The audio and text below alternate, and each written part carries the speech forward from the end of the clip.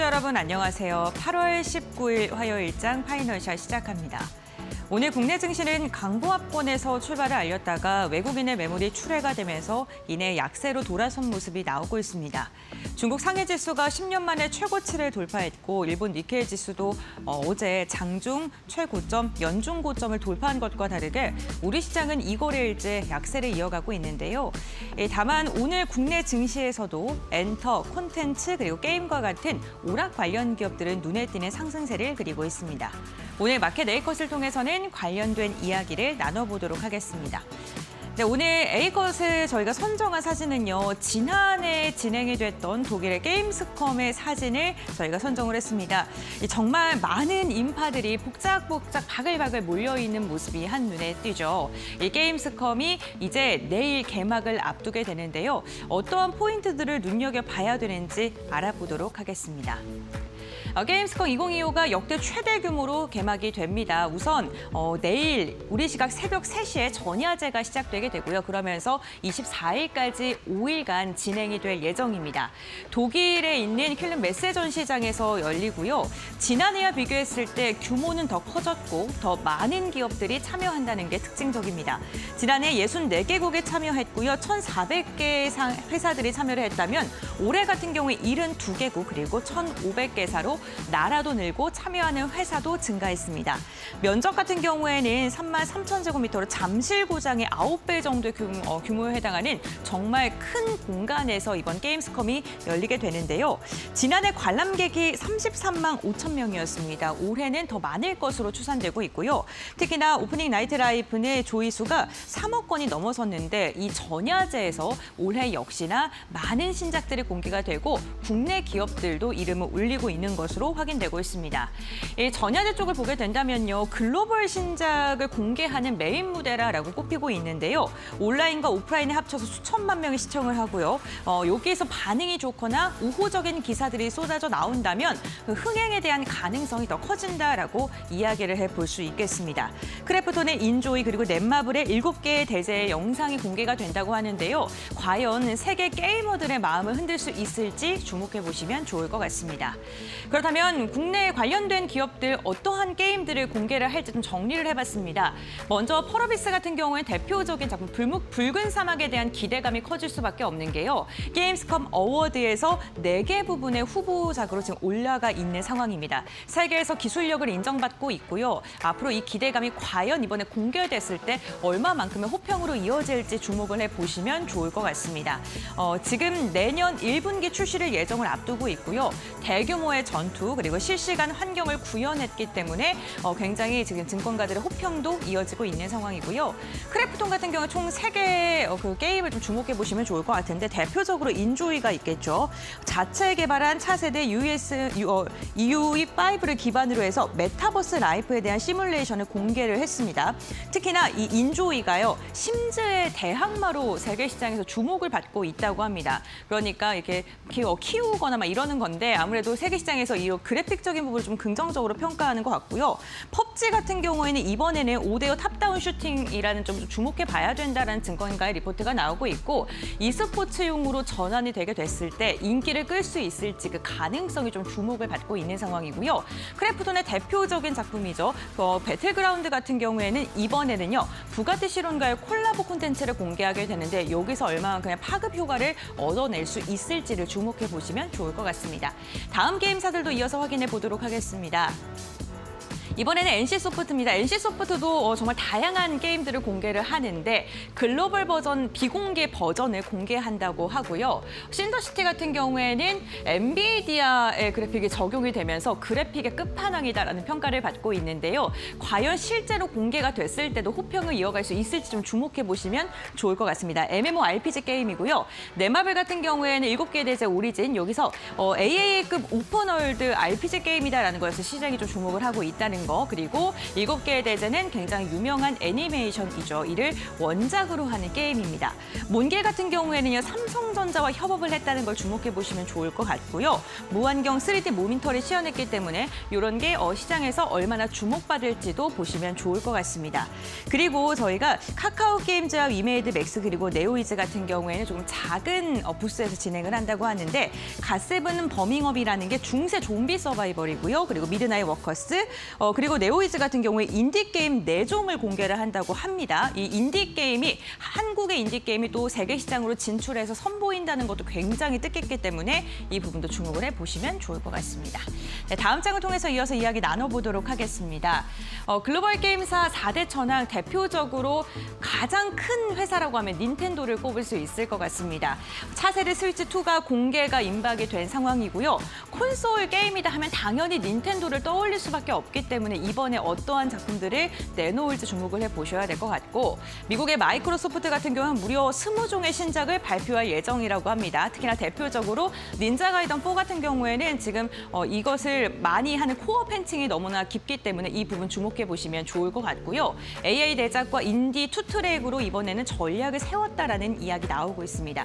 중국에서는 2가지 기업을 보시면 좋을 것 같습니다. 텐센트 그리고 호요버스고요. 텐센트 같은 경우 우리나라에도 투자를 많이 하는 굉장히 유명한 회사이죠. 세계 최대 퍼블리셔고요. 글로벌 지분 투자를 굉장히 적극적으로 하는 게임 회사이기도 합니다. 이번에 신규 게임에 대한 공개가 있고, 호요버스 같은 경우에도 게임과 애니 그리고 굿즈를 함께 판매하는 종합 IP 부분에 있어서 굉장히 큰 강점을 갖고 있기 때문에 우리가 이렇게 글로벌 4대 천왕과 맞붙었을 때 얼마만큼의 경쟁력을 갖고 있을 수 있는지를 좀 주목해 보셔야 될 것 같습니다. 그렇다면 이번 게임스컴에서 우리가 주목해 볼 만한 게 또 어떤 게 있을까요? 관전 포인트와 전략 포인트를 나눠봤습니다. 먼저 우리나라 게임이 AAA 장르에 본격적으로 도전한다는 걸 좀 주목해 보시면 좋을 것 같습니다. 크래프톤, 펄어비스 그리고 넷마블, 이 3가지 게임이 AAA 장르라고 보시면 될 것 같고요. 여기에다가 앞서서 인디 게임에 대한 말씀도 드렸었죠. 인디와 중소기업들이 글로벌 시장에 좀 진출을 하는데 나라에서 좀 도와줍니다. 한국 공동관을 통해서 신작과 신기술을 홍보한다고 하고요. 글로벌 초강자, 아까 4대 천왕 말씀드렸는데 정면 승부를 벌인다는 점도 주목을 해보시면 좋을 것 같습니다. 게임스컴 어워드에서 지금 붉은 사막이 4가지의 후보로 지금 이름을 올리고 있다라고 말씀을 드렸는데, 여기서 우리나라 국내 게임 수상작이 발생을 했을 때 또 시장에서는 큰 파급 효과까지 이어질 수 있을 듯합니다. 전략 포인트 같은 경우에는 IP 경쟁력을 강화해야 되고요. 특히나 우리나라의 콘텐츠가 최근에 주목을 굉장히 많이 받고 있기 때문에 이 부분을 조금 게임 업계에서 이용을 하면 좋을 것 같습니다. 글로벌 팬덤을 조금 더 손쉽게 흡수할 수 있을 것 같고요. 장르를 차별화해야 된다라는 코멘트가 많이 나오고 있습니다. MMORPG 강국이기 때문에 글로벌 유저를 위해서 맞춤형으로 변형을 해야 된다라는 이야기 나오고 있고요. 글로벌 플랫폼을 공략을 해야 되는데 지금 마이크로소프트와 텐센트의 퍼블리시의 의존도가 굉장히 높기 때문에 이를 낮춰야 되고 자체적인 IP를 지속적으로 개발을 해야 된다라는 이야기 나오고 있고요. 중국의 규제가 점점 더 완화되고 있습니다. 이 틈새를 우리나라의 게임 업계가 이용해야 된다라는 것이 지금 전략 포인트로 꼽히고 있는 상황입니다. 게임뿐만 아니라요, 지금 콘텐츠 관련해서 전반적으로 우호적인 환경이 지금 조성이 되고 있는 상황입니다. 특히나 지금 보시는 것처럼 중국의 광전총국에서 드라마 제작을 하는 그 규제 완화와 관련된 회의를 개최했다라고 이야기하는데, 아직 뭐 공식적인 이야기가 나오진 않았습니다만 매체들의 보도를 보게 된다면 드라마의 회차수 제한을 해제하고요. 그리고 해외 드라마의 쿼터를 완화한다라는 이야기가 있습니다. 그리고 일본과 한국 드라마의 리메이크를 허용한다. 이 부분 좀 주목해 보시면 좋을 것 같고요. 사극 방송 시간의 규제도 완화한다고 합니다. 이러한 소식이 언론사에서 이렇게 나오면서 아직 공식적인 발표가 나오지 않았음에도 불구하고 중국이라던가 홍콩 증시에 있는 콘텐츠 관련된 엔터 기업들 상한가에 올라섰고요. 오늘 국내 관련된 기업들도 주목을 받고 있는 상황입니다. 당연히 우리나라에게도 기회 요인과 위험 요인은 산재합니다. 한류 콘텐츠가 재개방되게 된다면 당연히 OTT와 TV 10일이 동시에 진출할 가능성이 큰데요. 역시나 중국입니다. OTT 이용자가 6억 명 이상이라고 하기 때문에 세계 최대 단일 콘텐츠 시장을 잘 우리가 개척하게 되고 잘 뚫어낸다면 당연히 수익으로 이어질 수밖에 없을 것 같고요. IP를 보다 더 확산시켜서 더 많은 그런 수익을 창출할 수 있을 것이다라는 기대감 나오고 있습니다. 다만 리스크 요인으로는 로컬 제작사와 경쟁이 계속해서 이어지고 있다는 것, 그리고 우리나라 IP가 중국에서 그렇게 잘 보호받지 못한다는 점도 좀 주의해야 될 것 같고요. 여기에다가 심의 과정이 불투명하고 공정하지 않고 또 다시 언제 제재를 가할지 모르기 때문에 그러한 불확실성은 항상 리스크 요인으로 생각해 보셔야 될 것 같습니다. 이렇게 중국에서도 완화 소리 솔솔 나오고 있는데 국내에서도 긍정적인 이야기 있습니다. 이재명 대통령이 캐대언 주역들과 만난다고 합니다. 내일 아리랑 국제방송의 프로그램에 출연을 한다고 하는데요. K-팝 더 넥스트 지금 챕터를 출연을 해서요. 그 캐대언의 감독이죠. 매기강 감독도 나오고 트와이스 노래가 나오지 않았습니까? 이 트와이스와도 만나서 대담을 한다고 합니다. 골든이 빌보드에서 지속적으로 긍정적인 이야기 나오고 있는데 이러한 부분에 대해서도 정부 정책이 연관될지 주목을 해보시면 좋을 것 같고요. 지금 한국의 그 관련된 굿즈가 매진되고 있고 관련 전시관이 연일 해외 방문객으로 북적거린다고 합니다. 그러면서 지방으로의 지금 여행도 많이 간다고 하는데 이러한 부분이 좀 전체적으로 이야기가 될 것 같고요. 소프트파워 빅5 문화 강국을 목표로 전반적으로 민관 협력 모델에 대한 기대감까지 나오고 있는 상황입니다. 이렇게 콘텐츠 관련된 기업들 지금 시장에서 주목을 받고 있고요. 계속해서 순환매가 돌면서 이제는 마지막 주자인 게임주까지 주목을 받고 있습니다. 이러한 가운데서 우리가 어떠한 투자 전략을 세워야 되는지 잠시 후 마켓 에이커 심층 브리핑 시간을 통해서도 이야기 이어가 보도록 하겠습니다. 네, 이렇게 마켓 에이커 이야기 나눠봤고요. 2시 구간 시장 상황 알아보도록 하겠습니다. 김윤주 아나운서가 전해드립니다. 네, 시황센터입니다. 우리 시장 2시 11분 구간을 지나고 있는데요. 오늘도 양시장은 쉬어가는 흐름을 보이고 있습니다. 글로벌 증시 대비해서 지지부진한 흐름을 면치 못하고 있는 우리 시장입니다. 코스피는 0.67%가량 하락하면서 3,156선을 지나고 있고요. 코스닥도 1% 넘게 하락하면서 789선을 지나고 있습니다. 이 잭슨홀 미팅에 대해서 금리 인하 관망세가 짙어지고 있고 여기에 더해서 세제 개편안에 대한 이슈도 아직까지 시장에 우려로 남아있는 상황입니다. 다만 기재부 업무 보고에 이 세제 개편안 관련 논의가 없다라는 이야기가 나왔음에도 불구하고 시장의 상승 탄력을 주지는 못하고 있는데요. 자세한 일중 흐름도 함께 살펴보도록 하겠습니다. 오늘 코스피 시장은 3,145선까지 떨어졌다가 그래도 소폭이지만 반등에 성공한 모습을 보여주고 있습니다. 그래도 여전히 하락하는 모습을 보여주고 있는데요. 코스피가 3,155선 부근에서 움직이고 있고 0.68%가량 현재 시간 하락하고 있습니다. 계속해서 3,160선 부근에서 등락을 반복하다가 현재 시간 3,160선도 내려놓은 모습을 보이고 있는 코스피입니다. 그렇다면 코스닥 시장은 어떨까요? 코스닥 시장도 일중 흐름 함께 체크해 보도록 하겠습니다. 오늘 코스닥 시장도 코스피와 비슷한 흐름을 보이고 있습니다. 장 초반에 788선까지 하락한 이후에 소폭이지만 올라줬고요.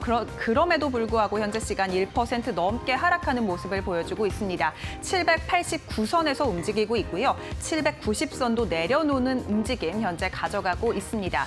그렇다면 오늘 수급 동향은 어떨까요? 코스피 시장 수급 동향부터 바로 열어볼 텐데요. 일단 오늘은 장 초반부터 지금까지 외국인의 매도세가 굉장히 거셉니다. 3거래일 연속으로 외국인은 코스피를 팔고 있지만 어제에 이어 오늘 강한 매도세를 보이고 있다는 점이 특징적인데요. 오늘 오전장에서부터 1,000억 원 넘게 팔던 외국인이 오후장 들어서 매도폭을 더욱더 키우면서 현재 시간 기준 4,300억 원가량 강하게 코스피를 팔고 있는 모습 포착이 되고 있습니다.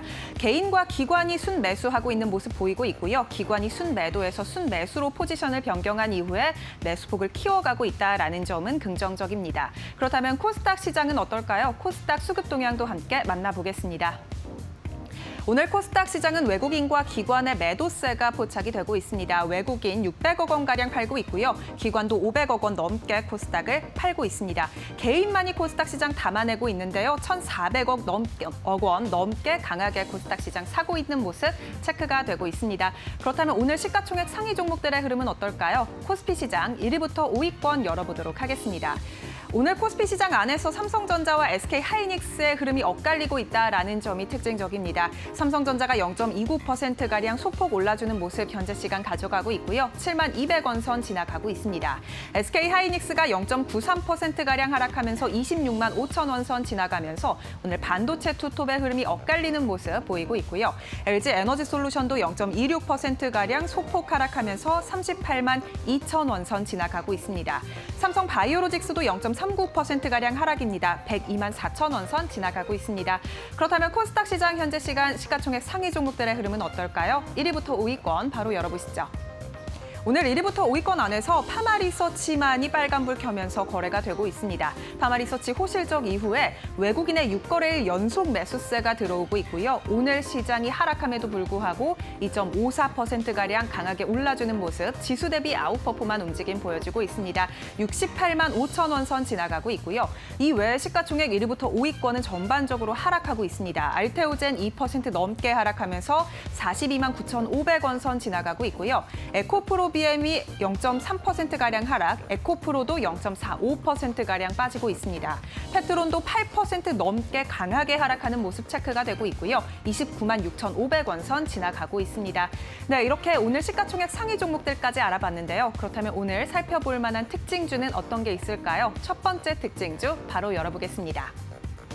오늘 첫 번째 특징주는 SNC스입니다. 오늘 처음으로 코스닥 시장에 상장한 기업인데요. 조선 기자재 전문 솔루션을 제공하는 업체입니다. 2017년에 삼성중공업에서 분사를 해서 세워진 기업인데 이 조선 기자재 전문 기업입니다. 선박의 뇌 역할을 하는 핵심 통합 제어 시스템을 국산화에 성공한 이력이 있기 때문에 이 K조선의 활황을 타고 마스가에 대한 수혜 기대감까지 함께 작용을 하고 있는 상황이고요. 현재 56%가량 오르면서 공모가가 3만 원인 것에 비해서 현재 4만 7천 원의 상승 탄력 붙으면서 거래가 되고 있습니다. 그렇다면 두 번째 특징주는 어떤 게 있을까요? 바로 열어보도록 하겠습니다. 오늘 두 번째 특징주는 스튜디오 드래곤입니다. 중국이 해외 드라마에 대한 완화 조치를 할 것이다라는 소식에 오늘 국내 콘텐츠주가 일제히 강세인데요. 그 안에서 스튜디오 드래곤이 10%가량 오르는 모습 보여주고 있습니다. 특히 이 중국 내에서 한국 콘텐츠라든지 이런 해외 드라마 등에 대해서 시청 시간이라든지 편수 제한을 완화할 것이라는 소식에 기대감이 붙고 있는 건데요. 관련해서 오늘 스튜디오 드래곤 큰 폭으로 오르다가 현재 시간 오름폭을 소폭이지만 줄였습니다. 9.38%가량 오르면서 49,550원 선 지나가고 있습니다. 다음 특징주도 바로 열어보도록 하겠습니다. 마지막 특징주인데요. 마지막 특징주는 펄어비스입니다. 펄어비스가 내일 열리게 될 게임스컴 어워드 2025에 참가를 하게 되는데 여기에 4개 부문에 노미네이트 되었다라는 소식이 나오게 되면서 오늘 주가가 강세 탄력을 받아가고 있습니다. 이 붉은 사막이 내년 1월 1분기쯤에 출시가 될 예정인데 만약 시상을 하게 된다면 이에 대한 실적 기대감까지 함께 더해지게 되는 상황인데요. 현재 시간 8% 넘게 오르면서 3만 1,900원 선 지나가고 있습니다.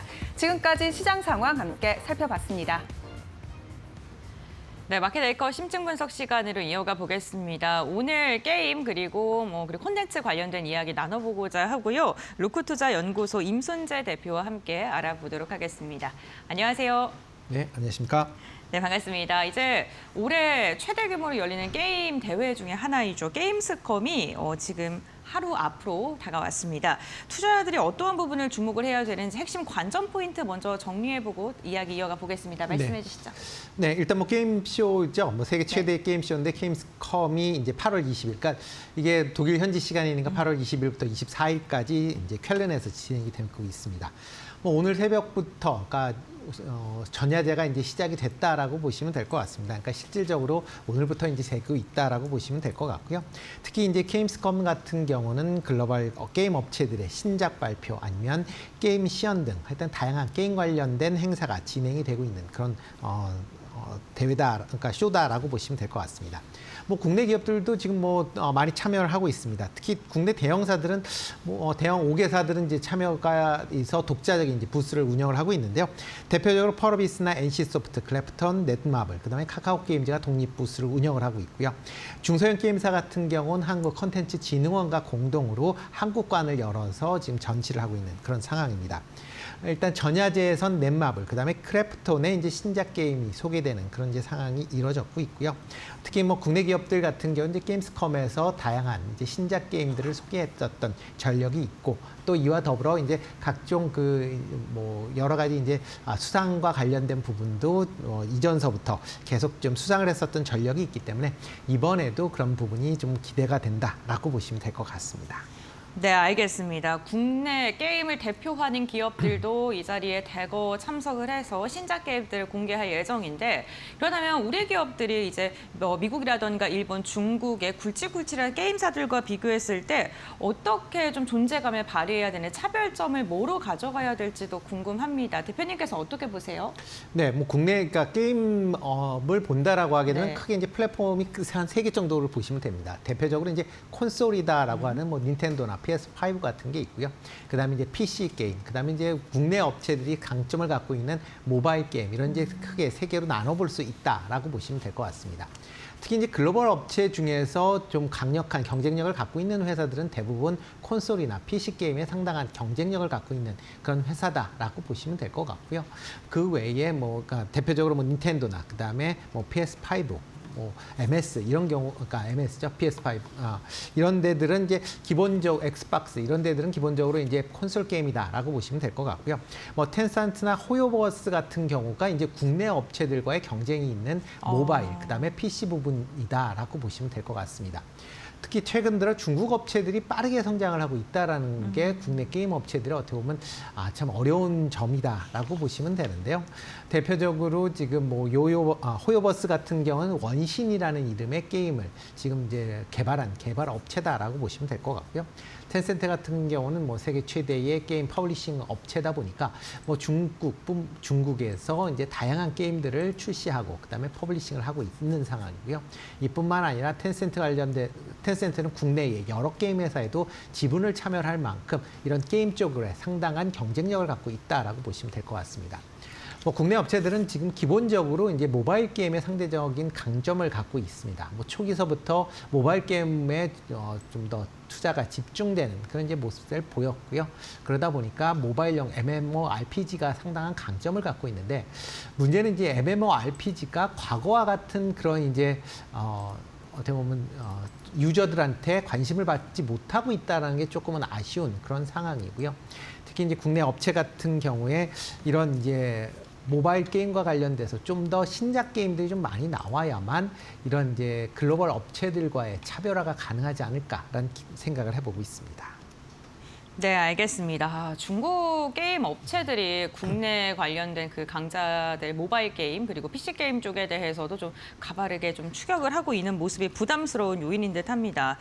게임주들의 주가도 좀 지지부진한 움직임 나타나고 있습니다. 다른 오락주라고 불리는 뭐 엔터주라던가 컨텐츠 그리고 카지노 이런 거 다 잘 가는데 게임주는 좀 부진했거든요. 이번 게임스컴을 기점으로 해서 반등 가능할까요?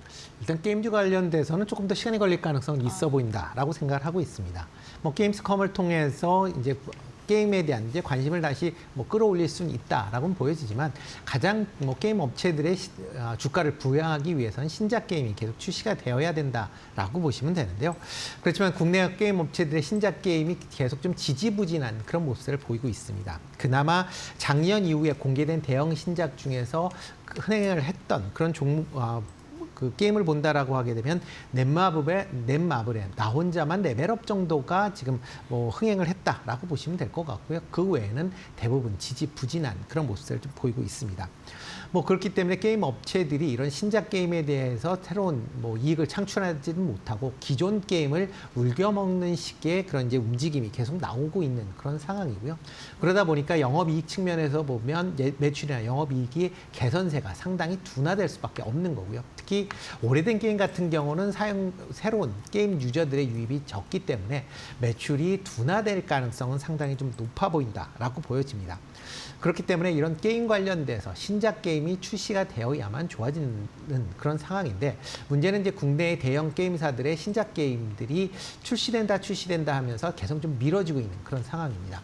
대표적으로 지금 펄어비스 같은 경우도 이제 붉은 사막이라는 게임이 2년 전서부터 계속 얘기가 되고 있습니다. 그래서 뭐 매해 뭐 한 2개 분기 이후면 공개가 될 것이다라고 했던 게 지금 2년이라는 시간이 지났거든요. 그럼에도 불구하고 다시 지금 붉은 사막 같은 경우는 내년 상반기에 지금 그러니까 론칭을 하겠다라고 지금 밝히고 있을 만큼 신작 게임이 부재가 되고 있는 상황에서는 뭐 단순히 기대감으로 올라가는 건 한계가 있는 거고요. 실적에 받쳐주지 못하는 그런 상황에서 게임주들의 주가 흐름 사항도 지금보다 획기적으로 좋아지기에는 조금 더 시간이 걸릴 가능성은 있다라고 보시면 될 것 같습니다. 네, 알겠습니다. 뭐 신작 게임 가뭄이다라는 이야기도 나오고 있고 시프트업이 대표적으로 좋은 실적 나왔는데 신작이 앞으로 좀 당분간 없을 것이다라는 보고서 나오면서 주가가 급락했던 그 기억도 있네요. 그렇다면 게임주 가운데 투자자들이 주목해 볼 만한 그래도 우리가 눈여겨볼 만한 종목이 있다면 어떤 게 있을까요? 네, 일단 뭐 게임주들은 투자하실 때 조금은 유의하실 필요가 좀 있다. 아직까지 조금 더 지켜보실 필요는 있는데요. 만약 조금 지켜보셨다 투자한다라고 하게 되면 그나마 넷마블 정도가 한번 좀 관심 있게 보시면 어떨까 싶습니다. 뭐 올해 상반기 영업이익이 큰 폭으로 개선을 했습니다. 뭐 매출은 1조 3,400억을 기록을 했고요. 영업이익도 한 1,500억을 넘으면서 전년 대비 31% 증가하는 그런 모습을 보였습니다. 특히 이제 자체 IP 게임들의 매출 성장세가 눈에 띄면서 영업이익의 개선세가 큰 폭으로 나타났다는 점이 조금 더 관심 있게 보시면 좋을 것 같고요. 이번 이제 게임스컴에는 이제 7개의 대제 오리진이라는 게임을 이제 공개를 할 예정입니다. 이미 뭐 관련돼서 편편히 이제 관련된 내용들이 조금씩 알려지긴 했지만 이번에 다시 뭐 전체적으로 공개가 된다라고 보시면 될 것 같고요. 기존에 이제 이 7개의 대제라는 게임 자체가 인기 이제 애니메이션을 바탕으로 이제 IP를 이제 게임화했다라는 측면에서 뭐 기대하는 그런 이제 유저들이 좀 많이 있다라는 거는 긍정적으로 볼 수 있습니다. 특히 이 게임 같은 경우는 모바일뿐만 아니라 콘솔이나 PC처럼 다양한 플랫폼을 통해서 게임이 공개될 걸로 예정이 되어 있기 때문에 향후에 공개가 된다라고 하게 되면 그만큼 기대를 크게 가질 수 있다라고 보시면 될 것 같습니다. 이와 더불어 이제 넷마블 같은 경우에는 최근에 이제 게임 개발보다는 퍼블리싱 쪽에 좀 더 포커스가 맞춰져 있는 거 아닌가라는 생각을 해보고 있는데요.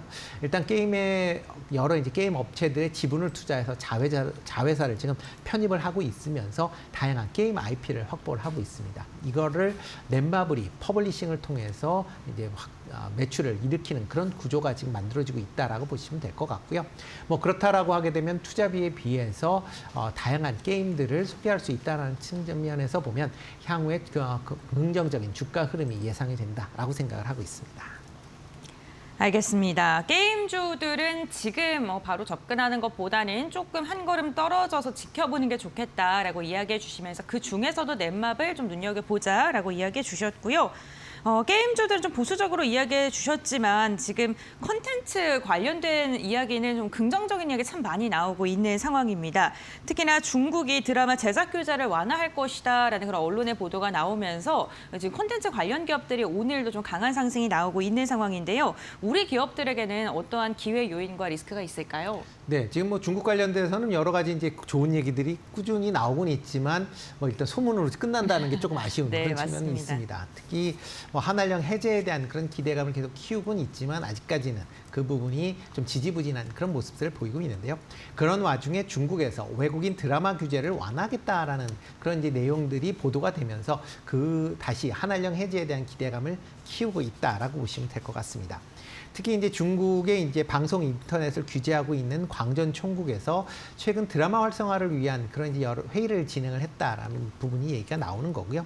특히 이제 해외 드라마의 할당 편수를 확대를 하고 그다음에 방영 시간 등을 대한 제한을 완화하겠다라는 내용들이 이제 포함이 되고 있다라고 보시면 될 것 같습니다.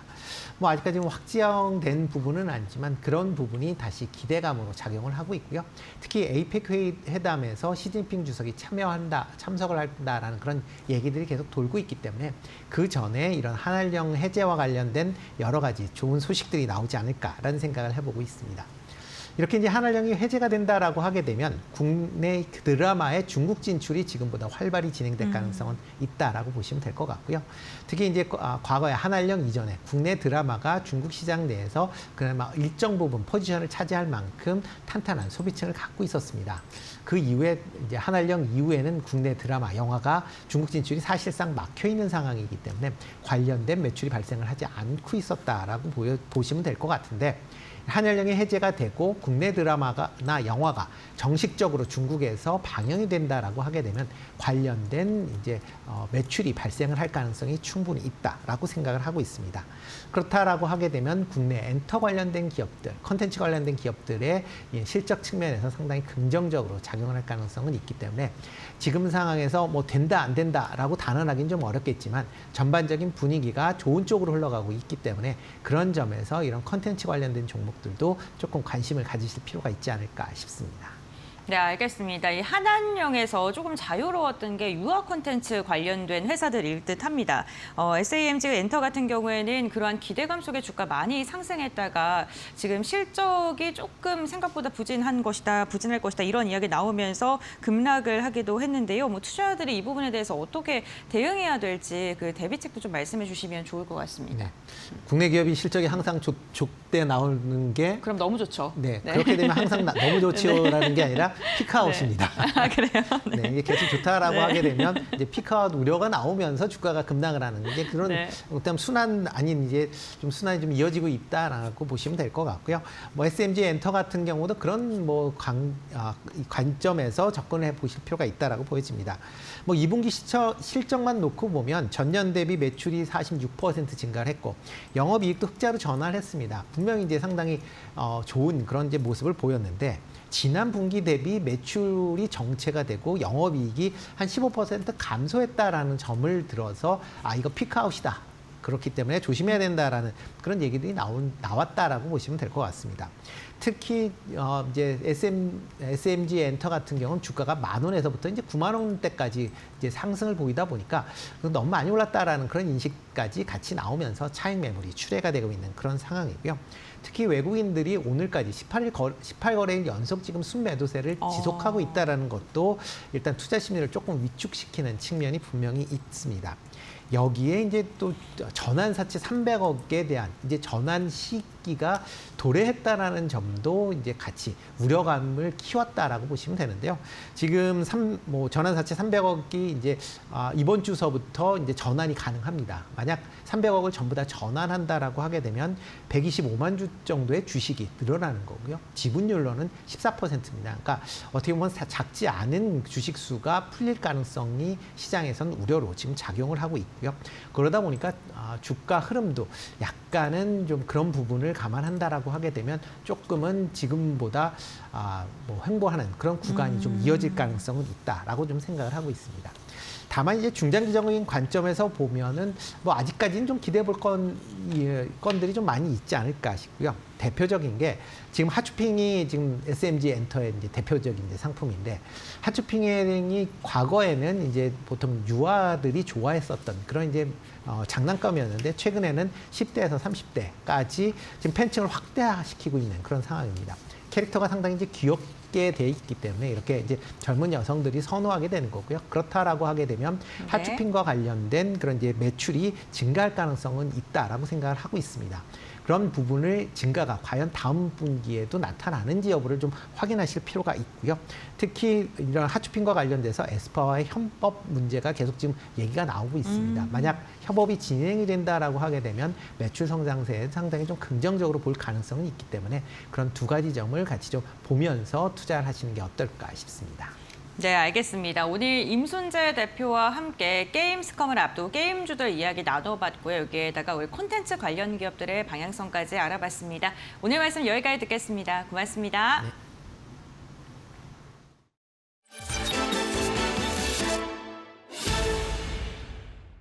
본회의 처리를 앞둔 노란봉투법 갈등이 격화되고 있습니다. 경제 6단체는 18일 국회에서 기자회견을 열어 노조법 개정안 수정을 촉구했습니다. 이어 진행된 노조법 2.3조 개정 운동본부는 기자회견에 앞서 손경식 회장을 향해 CJ 대한통운 관련 단체 교섭 거부에 대한 사과를 요구하며 개정안의 신속한 통과를 촉구했습니다. 사용자 범위는 현행법을 유지해 주십시오. 수백 개의 하청업체 노조가 교섭을 요구한다면 원청 사업주는 건건히 대응할 수가 없어 사업 현장은 극도의 혼란 상태에 빠질 것으로 우려됩니다. 산업 구조 조정은 물론 해외 투자까지 쟁의 행위 대상이 된다면 우리 기업들이 치열한 글로벌 경쟁에서 정상적으로 사업을 영위하기가 어렵습니다. 법이 개정될 경우에 최소한 1년 이상 시행을 유예해 주십시오. 지금이라도 국회가 근로자들의 노동권을 보장하면서도 우리 기업이 경쟁력을 유지할 수 있도록 경제계의 대안을 심도 있게 고려해 수용해 주실 것을 다시 한번 강력하게 요청합니다. 네, 송경식 회장님은 CJ 대한통운 부당 교섭에 대한 단체 교섭 거부에 대한 사과를 먼저 해주시기 바랍니다. 노조 탄압을 일삼았던 경총에서는 노조법 2, 3조 개정에 대한 반대만을 할 것이 아니라 기존에 있었던 노조 탄압들에 대한 반성과 사과 먼저 해주시길 바랍니다. 이번 개정되는 노조법 2, 3조 개정안, 즉 노란봉투법은 노사대화 촉진법입니다. 교섭 테이블에 앉아서 노사가 대화하도록 하자는 취지입니다. 지금까지 노동상권을 무력화했던 노동쟁의 접의 혐의를 너무 좁혀서 불법화했던 그것을 법원 판례에 맞게 수정했고 손해배상의 허들을 더 놓았을 뿐입니다. 국힘당을 제외한 모든 정당들은 이번 본회의에서 자고우면하지 말고 즉각 노조법 2, 3조 개정안을 통과시켜야 합니다. 그래야 지금까지 불법과 편법, 부당노동행위에 기대어 노동기본권을 억압해온 기업 간행을 바꿀 수 있습니다. 윤석열 정권에서 두 번의 거부권을 당했던 개정안입니다. 이번 8월 임시국회에서는 지체 없이 이 법안이 통과되어야 합니다.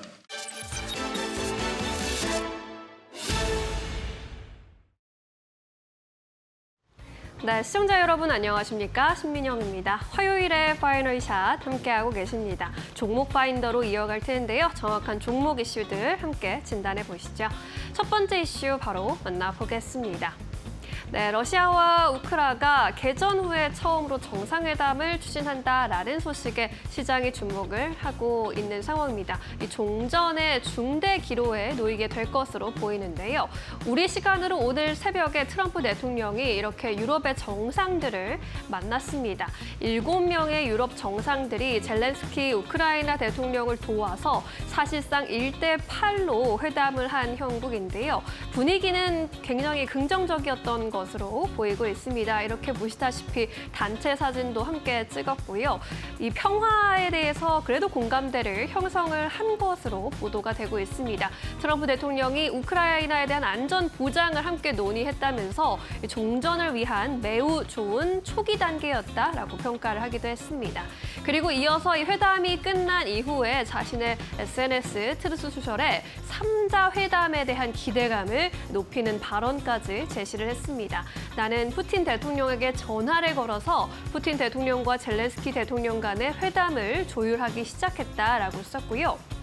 회담 장소 앞으로 결정될 것이고 그 회담이 열린 뒤에 또 3자 회담을 할 것이다 라는 글을 올리면서 3자 회담이 성사될 수 있을까라는 기대감을 높이고 있습니다. 오늘 관련해서 우크라이나 관련주들도 꿈틀거리는 모습입니다. 함께 확인해 보시죠. 재건 테마 움직일 수밖에 없는 이슈가 나오고 있고 이 안에서 순환매가 계속 나타나는 양상인데 오늘 ENM이 주목을 받고 있습니다. 22%나 급등을 하고 있고요. TYM의 경우에도 8%대 급등세 연출이 되고 있습니다. 이 밖에 SY 스틸텍, SG 같은 종목들 동반해서 1에서 3%대 오름세 가져가고 있습니다. 이어서 두 번째 이슈 함께 살펴보시죠. 네, 미국의 에너지 관련해서 세액공제 지침이 완화됐다라는 소식 들려왔습니다. 태양광주가 안도할 수 있을 만한 소식인데요.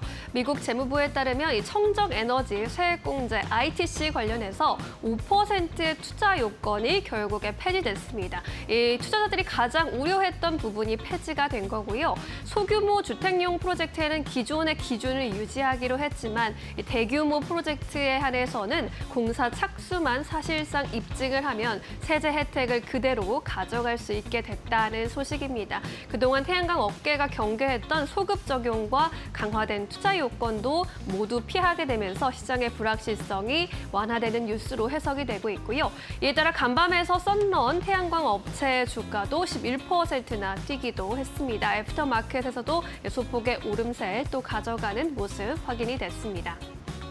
그래서 미국의 증권사 RBC 캐피털에서는 이 썬런에 대한 투자 의견을 섹터 퍼폼에서 아웃퍼폼으로 상향 조정했고요. 목표 주가 역시 12달러에서 16달러까지 올려 잡았습니다. 이제는 장기 성장 기회에 대한 확실성이 커졌다라면서 최근에 태양광 전반의 투자 심리 위축을 반전시킬 계기가 될 수 있겠다라고 평가를 하면서 오늘 태양광주 국내 관련주들도 상승의 연속성이 나타나고 있는데요. 관련주들 흐름 함께 체크해 보시죠.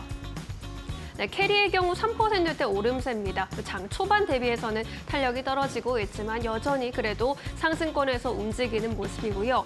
코오롱 글로벌도 1%대 2% 가까운 오름세 가져가면서 9,400원 선에 움직이고 있습니다. 이 밖에 HD 현대에너지솔루션, 하나솔루션도 강보합권에서 흐름 이어가고 있는 가운데 OCI 홀딩스가 하락 전환하면서 3%대까지 낙폭 키우고 있다는 점 함께 체크해 보시죠. 자, 이어서 세 번째 이슈 함께 살펴보겠습니다. 네, 세계 최대 게임 전시회인 게임스컴 내일 이제 개막을 앞두고 있는데 집 나간 투심 돌아올 수 있을지 또 주목이 되는 부분입니다. 게임스컴에 참여하는 기업들 위주로 오늘 시세에 나타나고 있는데 메리츠에서는 크래프톤에 대한 또 긍정적인 전망을 내놨습니다. 배틀그라운드 부가티와 콜라보를 지난주부터 진행하고 있는데 이에 따라 3분기 호실적이 전망된다라는 의견입니다. 바이 의견, 투자 의견 유지하고 있는 가운데 적정 주가를 51만 원으로 제시를 하고 있고요. 현재는 이 배틀그라운드 대표 IP만으로도 가격 매력이 높아진 구간이라고 평가를 했습니다. 현재 작년 3분기 전체 분기의 PC 성과를 초과해서 달성한 것으로 추정을 했고요. 달러의 급격한 하락이 없는 한은 역대 최대 매출을 3분기에 기록할 것이라고 예상을 했습니다. 그리고 2분기 단기적으로 성과 부진에 대한 오해가 있어서 수급이 좀 비워진 상황이라고 평가를 했는데요. 크래프톤의 경우에는 현재 기관의 수급을 봤을 때 지난 2023년 수준으로 기관의 수급이 좀 많이 내려와 있는 상황입니다. 기관도 이제 다시 포트폴리오를 채울 때라면서 앞으로의 수급이 돌아올 가능성에 주목을 해보자라는 그런 의견을 제시하기도 했습니다. 오늘은 게임주 전반적으로 분위기 굉장히 좋은 모습이죠. 앞서 살펴본 크래프톤도 5%대 강세 탄력을 유지해주고 있습니다. 32만 9천 원 선에 거래가 되고 있는 상황이고요.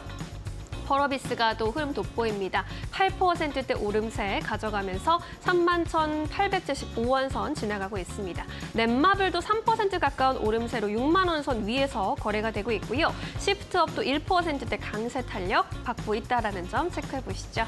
이어서 마지막 이슈 살펴보겠습니다. 앞서도 좀 짚어봤지만 K 콘텐츠는 멈추지 않고 있습니다. 중국에서 이제 관련 소식이 좀 나왔습니다. 중국의 방송 인터넷 감독 기관 광전 총국에서 방송 콘텐츠 제작과 혁신 증진을 위한 조치를 발표했는데 발표 내용들이 기존의 이러한 제약들을 좀 크게 그래도 벗어나려고 노력하고 있다는 평가를 받고 있습니다.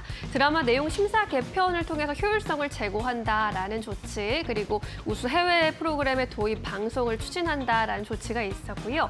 특히나 해외 드라마 관련해서 할당량 관리 정책을 개선하면 우리나라의 드라마 편수라던가 사극 방영 시간대에 대한 제한이 완화될 것이다라는 기대감 올라오고 있는 상황입니다.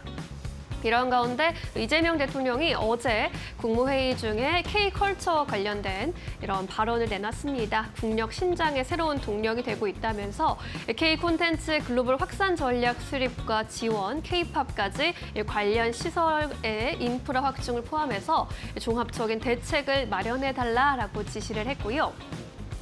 지금 넷플릭스에서 굉장히 인기를 끌고 있는 K 애니메이션이죠. 캐대헌. 이 주역들과도 이재명 대통령이 방송을 통해서 또 만난다라는 소식 전해지면서 오늘 콘텐츠 관련주들 주목을 또 받아가는 모습입니다. 콘텐츠주 안에서 아센디오가 상한가에 움직이고 있는데 이제 사마 네트워크스까지 함께 동참을 해서 가격 제한폭까지 올라와 있는 모습이고요. 펜 엔터테인먼트도 이제 27%대 급등세 연출하고 있습니다. 스튜디오 드래곤과 CJ ENM도 동반해서 5에서 9%까지 탄력 나타나고 있습니다. 자, 이렇게 해서 오늘의 주요 이슈들 그리고 종목들의 흐름 점검해 보셨고요. 이번에는 전문가 전화 연결 통해서 보다 자세한 의견 들어보도록 하겠습니다. 김동하 전문가 연결됩니다. 안녕하세요. 네, 안녕하세요. 네, 오늘의 주요 특징주들 좀 살펴보고 있는데 전문가님께서는 어떤 종목 주목해 보셨을까요?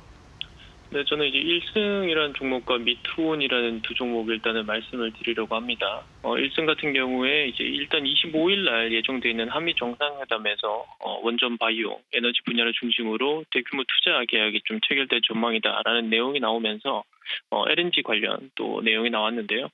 일단 한미 통상 협의에 따라서 2028년까지 대략 우리나라 돈 35조 규모의 미국산 LNG 구매 계약이 좀 이뤄질 것으로 보인다라는 내용도 있었고 어제 이제 카타르발 LNG선 잭팟 관련된 내용도 나왔습니다. 하반기까지 20척 정도 추가적으로 발주가 예상이 된다라는 내용이 나오면서 LNG 관련주들 특히나 이제 조선 기자재 관련주들이 좀 크게 상승이 나오는 모습이었습니다.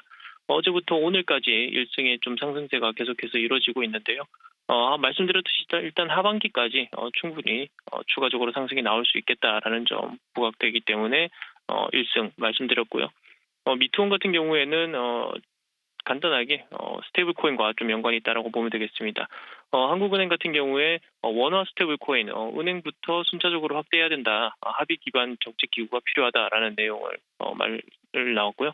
그리고 이제 서클의 최고층이 이제 방한한다. 기술 검증까지 추진을 한다라는 내용으로 한때 스테이블 코인 관련주 대장으로 움직임을 하던 미투온이 전고점 돌파까지 충분히 노려보면서 추가 상승할 수 있을지 또 기대를 해볼 수가 있겠습니다. 일단 오늘 10월까지 충분히 또 미투온도 상승세가 나올 수 있다라고 기대를 해볼 수 있게 되겠습니다.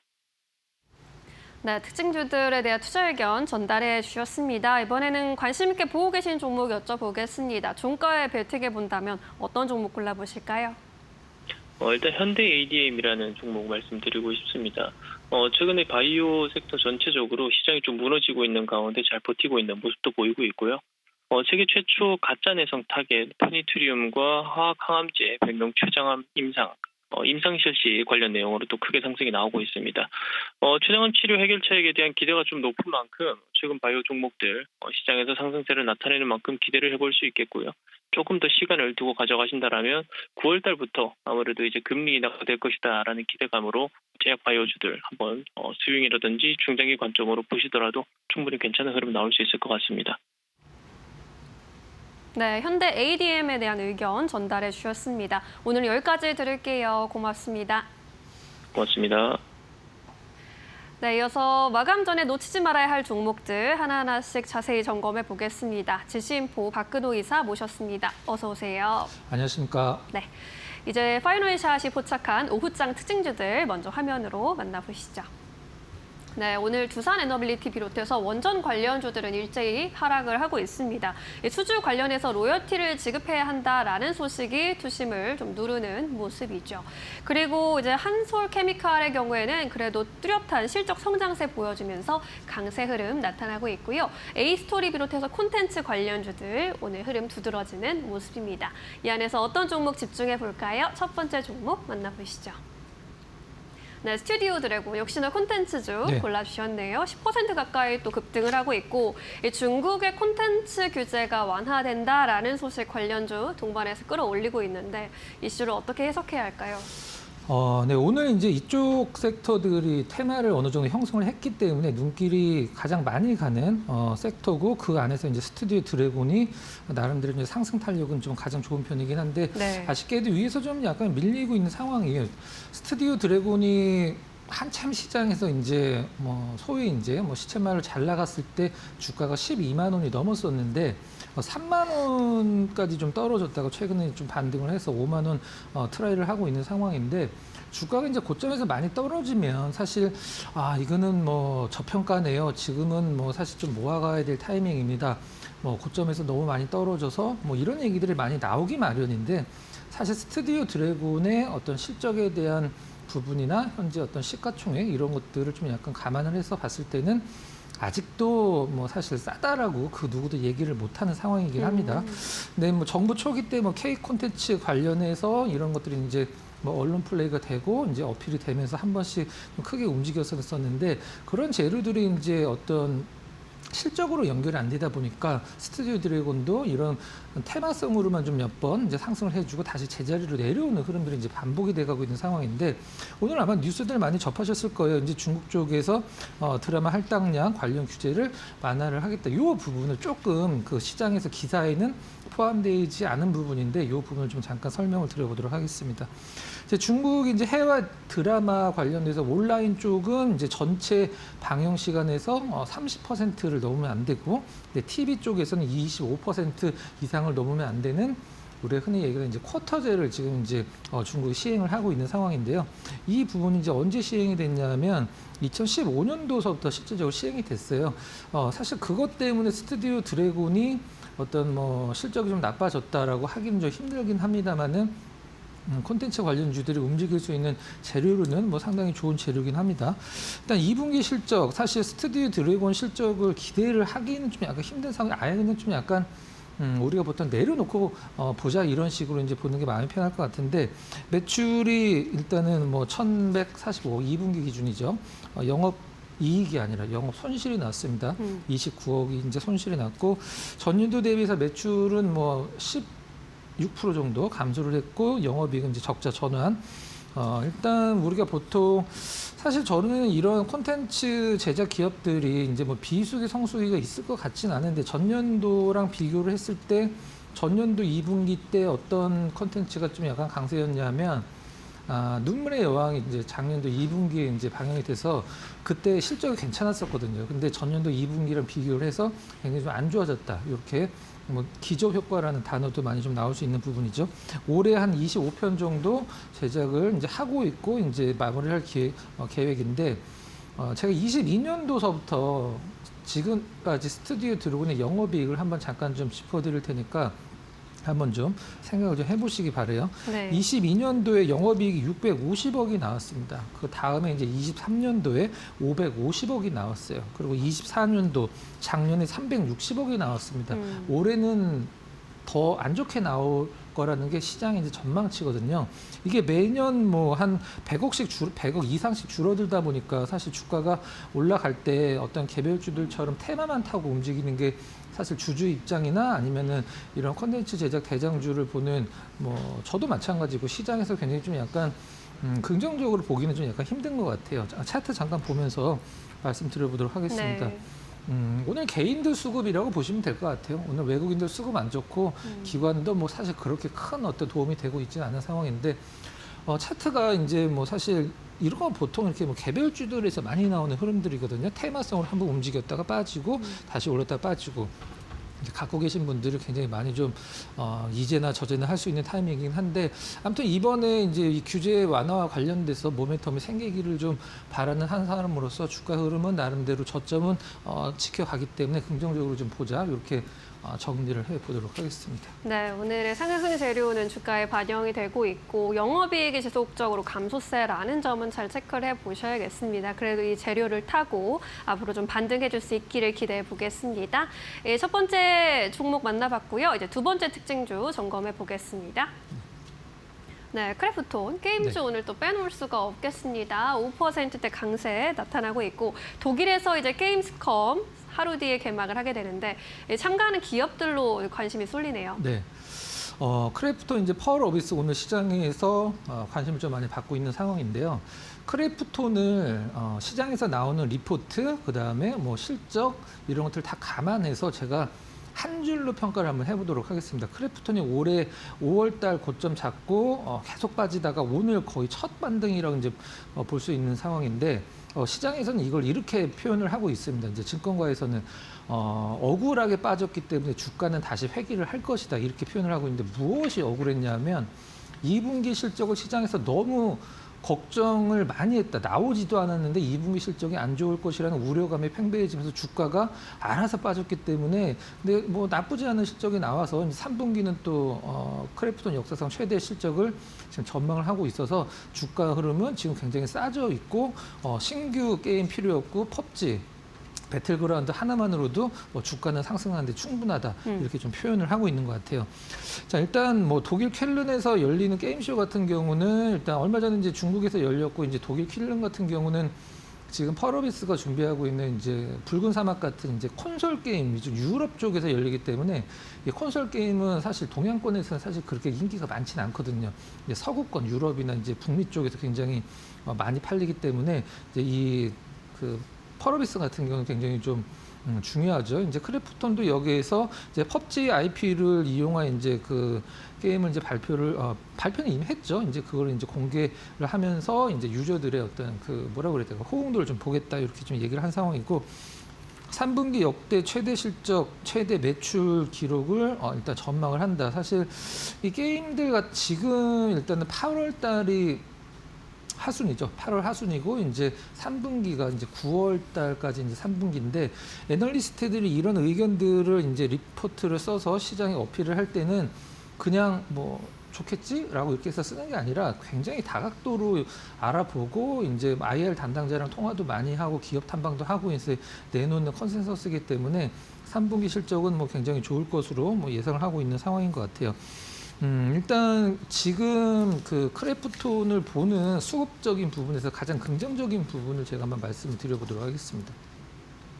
우리가 보통 펀드에서 뭐 자동차, 뭐 조선, 뭐 반도체 이런 식으로 이제 포트폴리오에 어느 정도 퍼센트가 정해져 있는데 여러분들이 이제 그 보통 이 리포트를 읽다 보시면 이게 이제 이렇구나라고 생각하시는 게 뭐냐면 엔터주를 게임이랑 같이 묶습니다. 그 엔터주를 커버하는 애널리스트가 게임사들까지 같이 커버를 해요. 이게 무슨 말이냐면 엔터주와 게임사가 이제 한 포트폴리오 안에 담기는 거죠. 근데 지금 게임사들 대비해서 엔터주들 주가가 너무 좋기 때문에 제가 봤을 때는 지금 포트 내에서 게임사들의 기관 투자자들 포트폴리오 내에서 기관 게임사들 그 비중이 굉장히 낮아져 있는 상황일 거란 말이에요.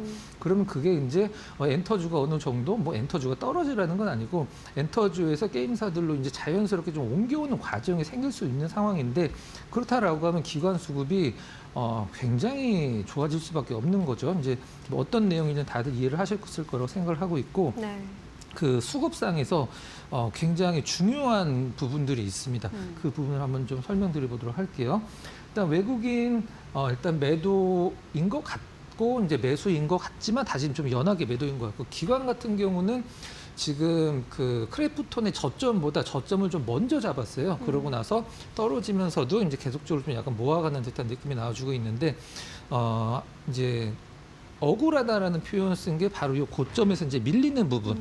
실적이 뭐 그렇게 나쁘진 않은데 우려감 때문에 너무 많이 빠졌기 때문에 고점까지는 뭐 자연스럽게 회귀를 할 것이다. 그리고 기관 투자자 쪽에서 어떤 지금 좀 약간 비어져 있는 포트폴리오 비중을 채운다라고 하면 뭐 당연히 크래프톤이 거기서 가장 많은 비중을 차지를 할 수밖에 없는 상황이기 때문에 상당히 뭐 긍정적으로 뭐 시장에서도 보고 있고 저도 나름대로 괜찮은 어떤 오늘 흐름을 보여줬다 이렇게 정리를 하도록 하겠습니다. 네, 오늘 잘 가고 있는 게임즈 안에서 크래프톤의 전망은 밝다라고 정리를 해볼 수 있겠습니다. 참고해 보시기 바라겠고요. 이렇게 두 개의 특징주들 정리를 해봤고 오늘의 포착 종목 여쭤보겠습니다. 화요일인데 어떤 종목 들고 오셨습니까? 요즘 좀 종목 고르기 굉장히 좀 힘든 상황인데요. 금호 타이어를 한번 좀 수급과 관련돼서 특이점이 있어서 한번 좀 포착 종목으로 좀 선정을 해봤습니다. 네.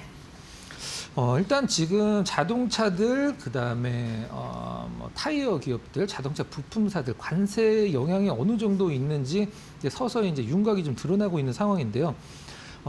금호 타이어 입장에서는 금호 타이어 경우에서는 월 한 100억 정도 일단은 좀 영향이 있을 것이다라고 시장이 보고 있는 상황이고 어느 정도 좀 나타나고 있는 부분인 것 같아요. 매출의 그런 효과들이. 이제 북미 지역에서 가격을 7% 정도 이제 인상을 해서 한 월 100억 정도 좀 타격이 있는 것을 상세를 하겠다 이렇게 좀 금호타이 쪽에서 좀 밝히고 있는 상황이고 네. 실적이 사실 뭐 굉장히 잘 빠졌습니다. 이번에 2분기 실적 굉장히 잘 나왔어요. 관세 영향이 조금 있었죠. 2분기 실적이기 때문에. 일단 매출이 1조 2천억, 이제 영업이익이 1,752억이 나왔는데 전년도 대비했을 때는 각각 거의 8%, 그다음 7.9% 정확히 매출은, 영업이익은 한 15% 정도 증가를 했다. 이렇게 실적 발표가 됐는데 5월 달에 좀 약간 안타까운 사고가 있었고 지금도 이것 때문에 주위 주민분들이 굉장히 좀 약간 고통을 호소하는 뉴스들이 많이 나왔는데 5월 달에 그 금호타이어 공장에서 화재가 좀 있었죠. 그것과 관련돼서 우린 지금 그 금호타이어를 다루는 시간이니까 회사 입장에서만 좀 보도록 하겠습니다. 회사 입장에서 매출이 어느 정도 줄었냐, 공장의 화재로 인해서 한 400억 정도 타격이 있었다라고 그래요. 그리고 영업이익은 100억 정도 타격이 있었고, 그다음에 장비라든가 이런 공장들이 탔기 때문에 그런 손실이 어느 정도 되는지 이제 집계가 됐는데 한 1,600억 정도 회사 입장에서 손실이 발생을 했는데 네.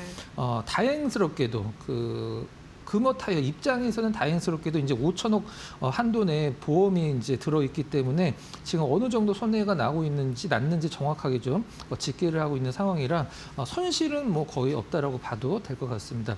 그런 부분 이제 염두에 두시면 될 것 같고, 우리가 보통 금호타이어를 볼 때 가장 좀 염려스럽게 보는 부분은 어떤 거냐면 실적도 좋고 사실 좋아지고 있고 이런 부분도 있긴 합니다. 부채가 사실 부채가 늘어나진 않고 있는데 사실 자본 대비해서 부채가 사실 상당히 부담스러운 부분이거든요. 이런 부분들만 아니다라고 하면은 사실 금호타이어 지금 가격이 있을 필요는 없는데 제가 봤을 때는 관세도 어느 정도 좀 잘 헤쳐나가고 있는 것 같고 부채 부분만 어느 정도 좀 시장에서 우려감을 좀 종식시킬 정도로 좀 줄어든다라고 하면 상당히 미래가 밝다라고 볼 수 있는데 당분간은 좀 약간 힘들 것 같습니다.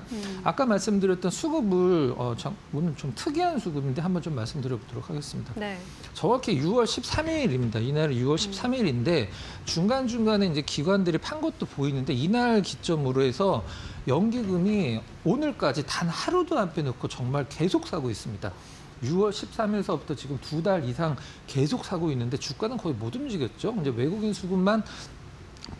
수급이 매도가 이제 좀 잦아들면서 매수로 전환된다라고 하면 계속적으로 사고 있는 연기금 수급과 함께 금호타이어 주가가 위쪽으로 굉장히 좀 좋게 뻗어나갈 수 있는 수급이 지금 마련돼 있거든요. 정리를 하면 이날에 이제 화재가 난 날이죠. 이제 동그라미 쳐 있는 이제 5월 13일인가 그럴 텐데 이날 화재가 났고 빠졌고 이제 그 부분을 빠르게 이제 회복을 한 게 회사 내에서는 그렇게 큰 어떤 피해가 없다라는 거를 반증을 한 거고 정리를 하면 기관 수급 이제 다른 기관이 아니라 연기금만이에요. 연기금이 정말 신기할 정도로 저금하듯이 맨날 사고 있습니다. 그렇기 때문에 외국인이 대신 파는 게 영향이 있었겠죠. 이제 외국인 수급은 이제 오버행 이슈가 거의 없어졌기 때문에 나름대로 좀 긍정적으로 좀 봐도 되지 않을까라고 해서 포착 종목 좀 골라봤고요. 네. 가격 전략은 매수가는 지금 현재 4,900원이 조금 안 되죠. 4,870원입니다. 4,900원, 4,850, 4,800원 이하 전후 요 정도. 저는 4,850원 전후를 좀 드렸었는데 거의 영향 없는 가격이고 목표가는 좀 약간 이렇게 높게 잡지는 않았습니다. 5,500원 정도로 설정을 좀 해봤고요. 손절 가격은 직전 저점이라고 할 수 있는 4,500원으로 제시를 해드리도록 하겠습니다. 네, 금호타이어 살펴봤습니다. 목표가 5,500원으로 설정을 해봤고요. 외국인의 수급이 돌아오는지 여부 잘 체크해 보시면서 접근해 보자라는 의견이었습니다. 오늘 여기까지 들어야겠네요. 자세한 설명 고맙습니다.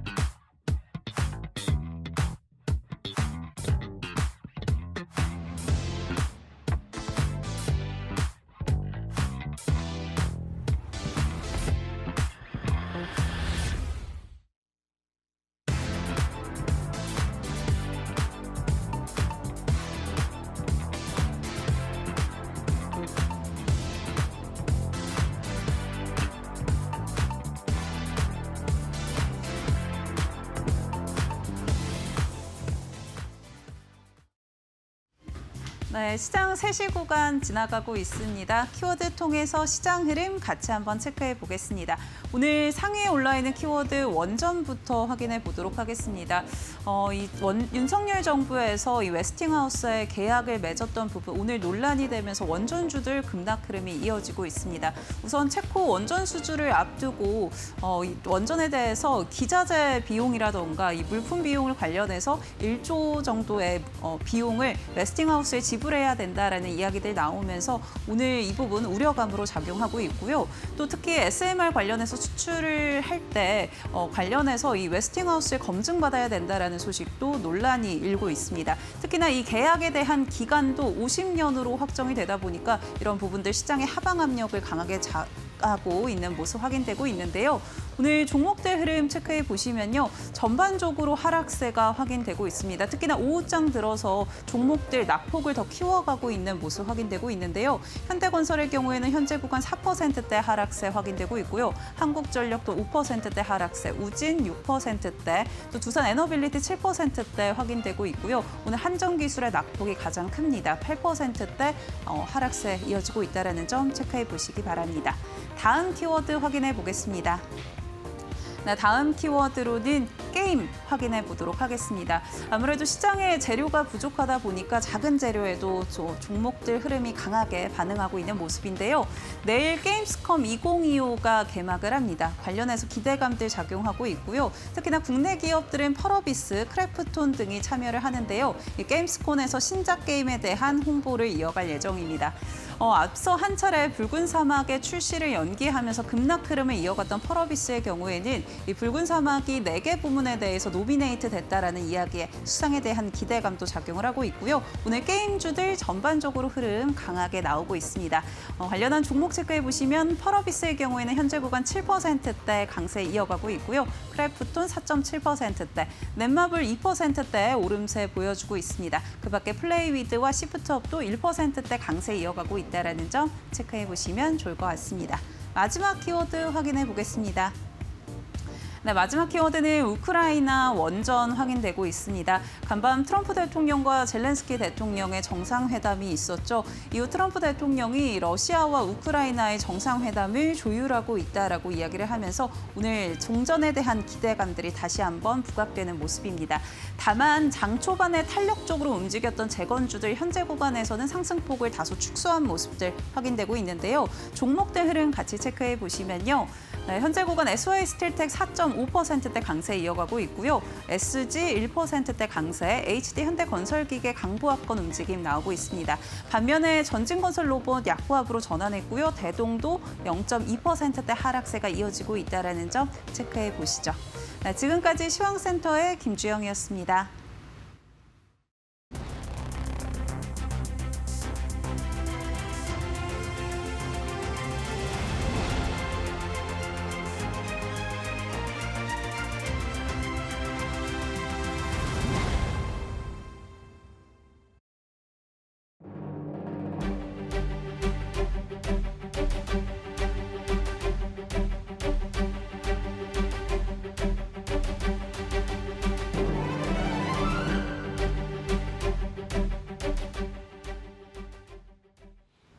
네, 김태훈의 업종 진단 시간으로 이어가 보겠습니다. 시장에서 주목해 봐야 될 업종군들에 대해서 전문가의 시각에서 이야기를 나눠보는 시간으로 이어가 보도록 하겠습니다. 오늘 이 시간은 이데일리온의 김태훈 파트너와 함께합니다. 안녕하세요. 네, 오늘 김태훈 파트너와 함께 이야기를 나눌 게 원전입니다. 오늘 원전 관련해서 좀 안 좋은 소식이 전해지면서 두산 에너빌리티 8% 넘는 급락세 나오고 있기도 한데요. 원전 관련 기업들 아직도 좀 우리가 긍정적으로 바라봐야 되는지 아니면은 이제는 조금 보수적으로 좀 시각을 잡아야 되는지 뭐 이런 이야기 나눠보도록 하죠. 네, 그 웨스팅하우스하고의 계약 관계가 이제 한수원이 맺은 건데요. 네. 그게 이제 우리에게 좀 불리하게 되어 있다는 것이고 내용을 보니까 신문을 통해서 언론을 통해서 공개된 내용은 굉장히 불리한 게 맞습니다. 실질적으로 이런 그 조건에서는 우리가 이 원전에서 한국형 원전을 수출한다는 것 자체가 말이 안 되는 거죠. 팔수원 이제 손해 보게 되는데요.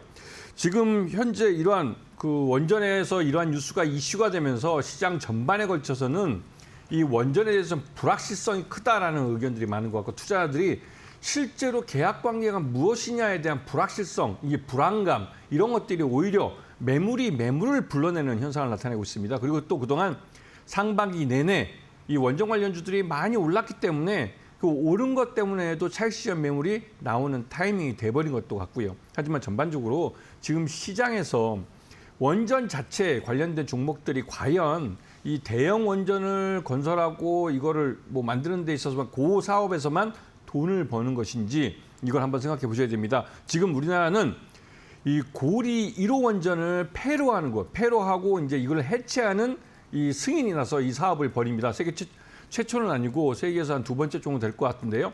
대형 상업용 원전을 해체하는 작업에 들어가게 되고 여기서 관련된 기술을 습득할 겁니다. 그리고 전 세계에 약 한 300개가 넘는 노후 원전들을 이제 순차적으로 폐로를 하고 이걸 해체하는 그런 사업이 굉장히 큰 시장인데요. 이 시장에 우리나라 기업들이 먼저 기술을 갖고 뛰어들 가능성이 높아진 것이죠. 그렇기 때문에 단순히 대형 상업용 원전에서 이러한 우리가 해외 수출을 못한다. 한국형 원전을 뭐 APR 100이라고 하는데요. 이 원전을 해외 수출을 못한다. 이것 때문에 우리 기업들, 이 원전 관련주들이 기업 가치가 뭐 마이너스가 많이 된다라고 생각하시기보다는 그동안 주가가 많이 올랐기 때문에 차익 실현 매물이 나오는 것이고 또 이 원전 해체 시장도 열리면서 이 대형 원전에 대해서 우리가 이제 앞으로 지어봤자 신한울 3호기와 4호기가 아마도 마지막이 될 가능성이 큰데요. 그 대신 이제 SMR이라고 해서 소형 모듈 원전을 짓는데 이거는 우리 한국형 ISMR이라는 한국형 소형 모듈 원전이 아니라 미국 기업이 설계한 그 SMR 사업에 우리 한국 기업들이 참여를 하는 겁니다. 왜냐하면 지난 20여 년 동안 미국은 이런 대형 원전이나 이런 걸 지어본 경험이 없기 때문에 관련 인력이나 기술을 갖고 있는 사람들이 없습니다. 그러다 보니 한국 기업들이 그 역할을 대신해달라는 것이죠. 이 말뜻은 이 웨스팅하우스와 상관없이 우리 한국 기업들이 원전 시장에서 먹을 것이 충분히 있다는 사실입니다. 너무 두려워하지 마시고 일단은 많이 올랐기 때문에 121선까지는 이평선 121선까지는 조정을 받을 수 있다고 생각하시고 좀 관망을 해보시는 게 좋으실 것 같습니다. 네, 알겠습니다. 121선까지는 조정의 가능성을 열어두고 관망을 하시되 그래도 해체 시장이라던가 소형 모듈 원전 같은 경우에는 아직도 우리나라가 좀 지켜볼 만한 그런 기술력을 갖고 있다라고 이야기를 해주셨습니다. 그렇다면 어떠한 종목을 볼지 이야기 나눠보겠습니다. 첫 번째 종목은 우리기술 선정해 주셨거든요. 모멘텀 뭐가 있을까요? 이 우리기술이라는 업체는 우리 한국형 원전의 제어기측기를 국산화하는 업체입니다. 세계에서 4번째로 관련 기술을 갖고 있는 회사고요. 하지만 중요한 점은 이 한국형 원전의 이 제어계측 기술은 원전이 다 지어지고 이 제대로 운전이 되는 그런 운전을 하기 위한 그런 그러니까 뭐랄까요 장비들을 깔 때 들어가서 이걸 구축해 주는 겁니다. 그래서 원전 건설의 말미 그 대형 원전 같은 경우 거의 10년 잡으신다면 마지막 2년 차에서 가장 많은 수익이 발생하죠. 그런데 이제 원전 해체 시장이 열립니다. 원전 해체할 때는 먼저 이 우리 기술이 들어가서 자신들이 깔아놓은 제어계측 기술 중에 원전이 안전하게 유지되면서 그러니까 폐로가 됐어도 유지가 되면서 안전성을 담보하는 그 정도의 제어계측 기기를 남겨두고 나머지를 철거하는 여기서 수익이 발생합니다. 이 말뜻은 우리 기술 투자가 기존의 원전 건설과 반대로 먼저 수익이 발생한다는 것이죠. 그렇기 때문에 원전 해체 이 시대에는 우리 기술이 굉장히 큰 수익을 먼저 올릴 수 있습니다. 그리고 지금은 고리 1호기부터 시작하는데요. 이 1호기부터 시작해서 이제 2호기나 점점 다른 노후한 원전들도 이제 폐로로 갈 겁니다. 그렇게 되면 우리 기술은 앞으로 먹거리가 굉장히 많겠죠. 그리고 이 우리 기술은 SMR 쪽에서도 관련된 기술을 개발하고 있고 해외에 나가서 이 관련된 SMR 시장, 특히 미국 시장에서 이 SMR 사업에 동참하기 위해 노력하고 있습니다. 그런 면에서 새로운 시장을 열고 있는 것이고요. 하기 때문에 우리 기술을 좀 관심권에 놓고 보시고 일단 매수가는 오늘 시장 폭락에 의해서 좀 더 낮춰봤습니다. 3,500원을 매수가로 잡으시고 목표가는 6,000원, 그다음에 손절가는 3,000원을 잡으시는데 이 매수가가 급락하는 건 아까도 말씀드렸지만 121선 이평선까지 조정될 수 있는 걸 지켜보시고 들어가시는 게 좋을 것 같다고 말씀을 드리고 싶습니다. 오늘 원전 관련 기업들 가격 전략을 좀 잘 잡아주셔야 될 것 같습니다. 매수가 3,500원 해주셨는데 현재 3,470원에 우리기술 거래가 되고 있고요. 다만 지금 전문가님께 시작하실 때 해주셨던 말씀이 121선까지 밀리는 거를 염두에 둬야 된다라고 했는데 우리기술 121선이 2,800원이거든요.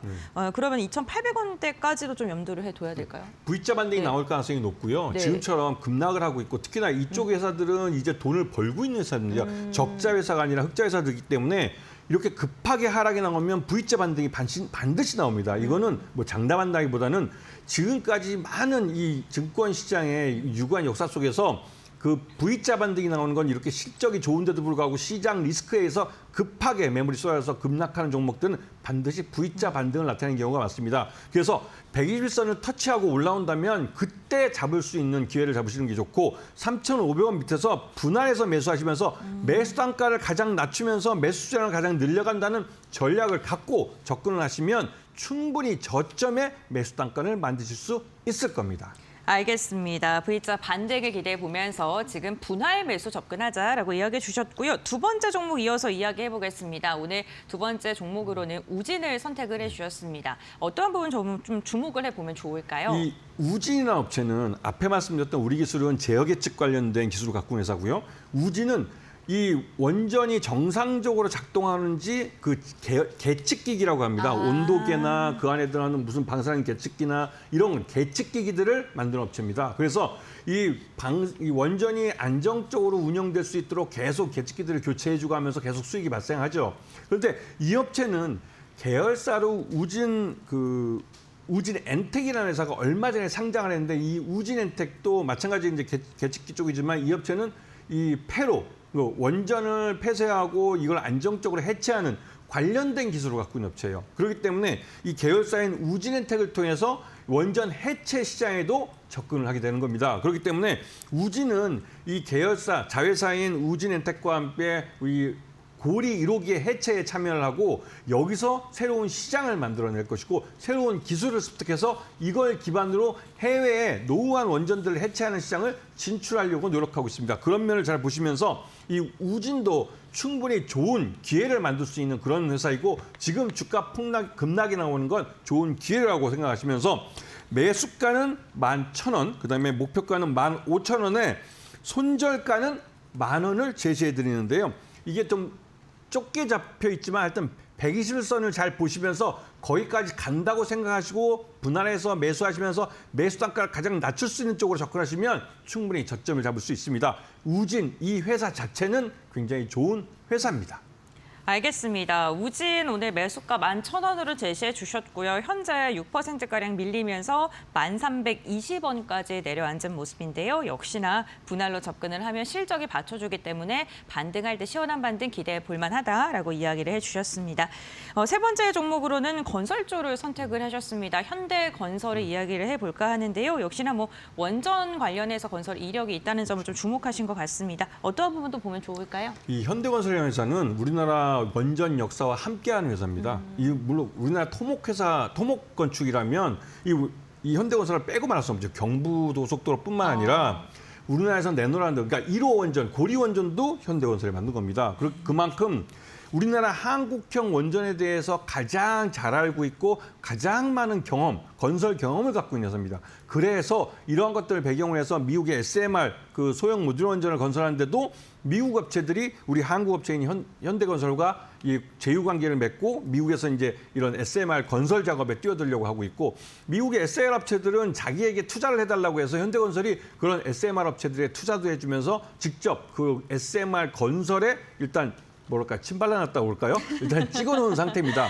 그만큼 현대건설은 이런 원전 쪽 시장에서도 굉장히 기술력이 있고 또 안전하게 원전을 잘 짓는 회사로 유명하고요. 그리고 SMR 건설에서도 아마 처음으로 세계 최초의 그 SMR을 건설할 가능성이 높습니다. 여러 회사에서 현대건설에게 이 러브콜을 보내고 있고요. 또 한편으로 현대건설은 미국에서 이 오래된 노후 원전을 폐로하고 이거를 뭐랄까요 해체하는 그 프로젝트에 참여하고 있습니다. 그렇기 때문에 현대건설은 길게 보면 원전 건설뿐만 아니라 원전을 해체하는 시장에서도 뛰어들었고 여기서 굉장히 큰 수익을 가져갈 수 있는 가장 실력도 있고 자금력도 있고 능력도 되는 그런 업체입니다. 그래서 매수가는 6만 원, 그다음에 목표가는 9만 원, 그다음에 손절가는 5만 5천 원을 제시해 드리겠습니다.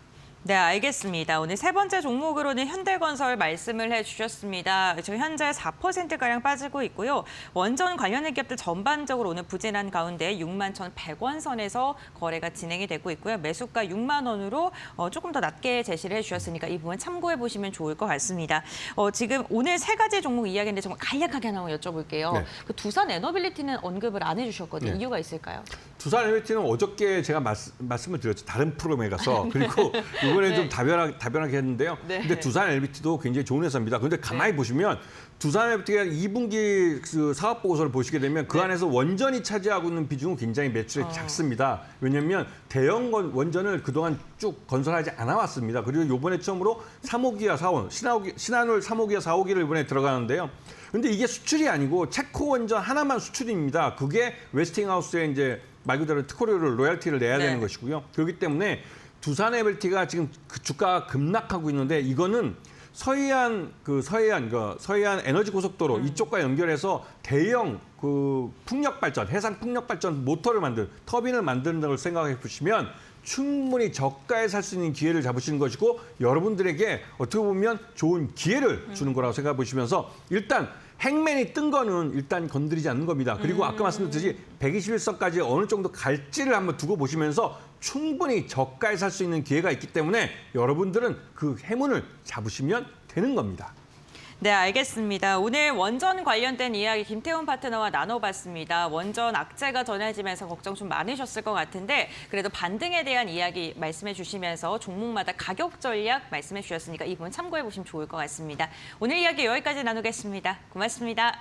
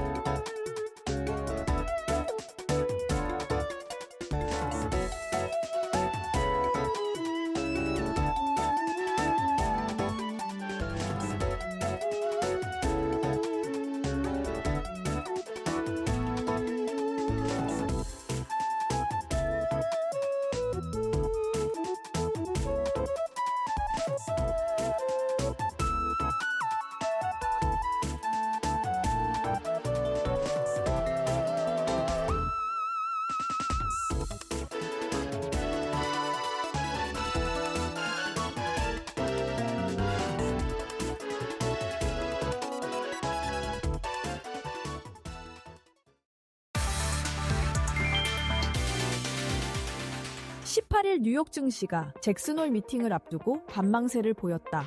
다우와 S&P 500은 소폭 하락했고 나스닥은 강보합에 그쳤다. 투자자들은 파월 의장의 발언과 9월 금리 인하 가능성에 주목하고 있다. 소매업체 실적도 주요 변수로 꼽혔다. 이는 트럼프 행정부의 관세 정책과 인플레이션 기대가 소비자에게 어떤 영향을 미쳤는지를 가늠할 지표로 평가된다. 이날 태양광 업체 선러는 11% 넘게, 퍼스트솔라는 9% 가까이 뛰었다. 재무부가 청정에너지 세액공제 요건을 완화하고 애널리스트가 투자 의견을 상향한 것이 투자 심리를 자극했다. 세제 지침은 대규모 프로젝트에 한해 실질 착수만 입증하면 혜택을 주도록 바뀌며 시장 불확실성이 완화됐다는 평가다.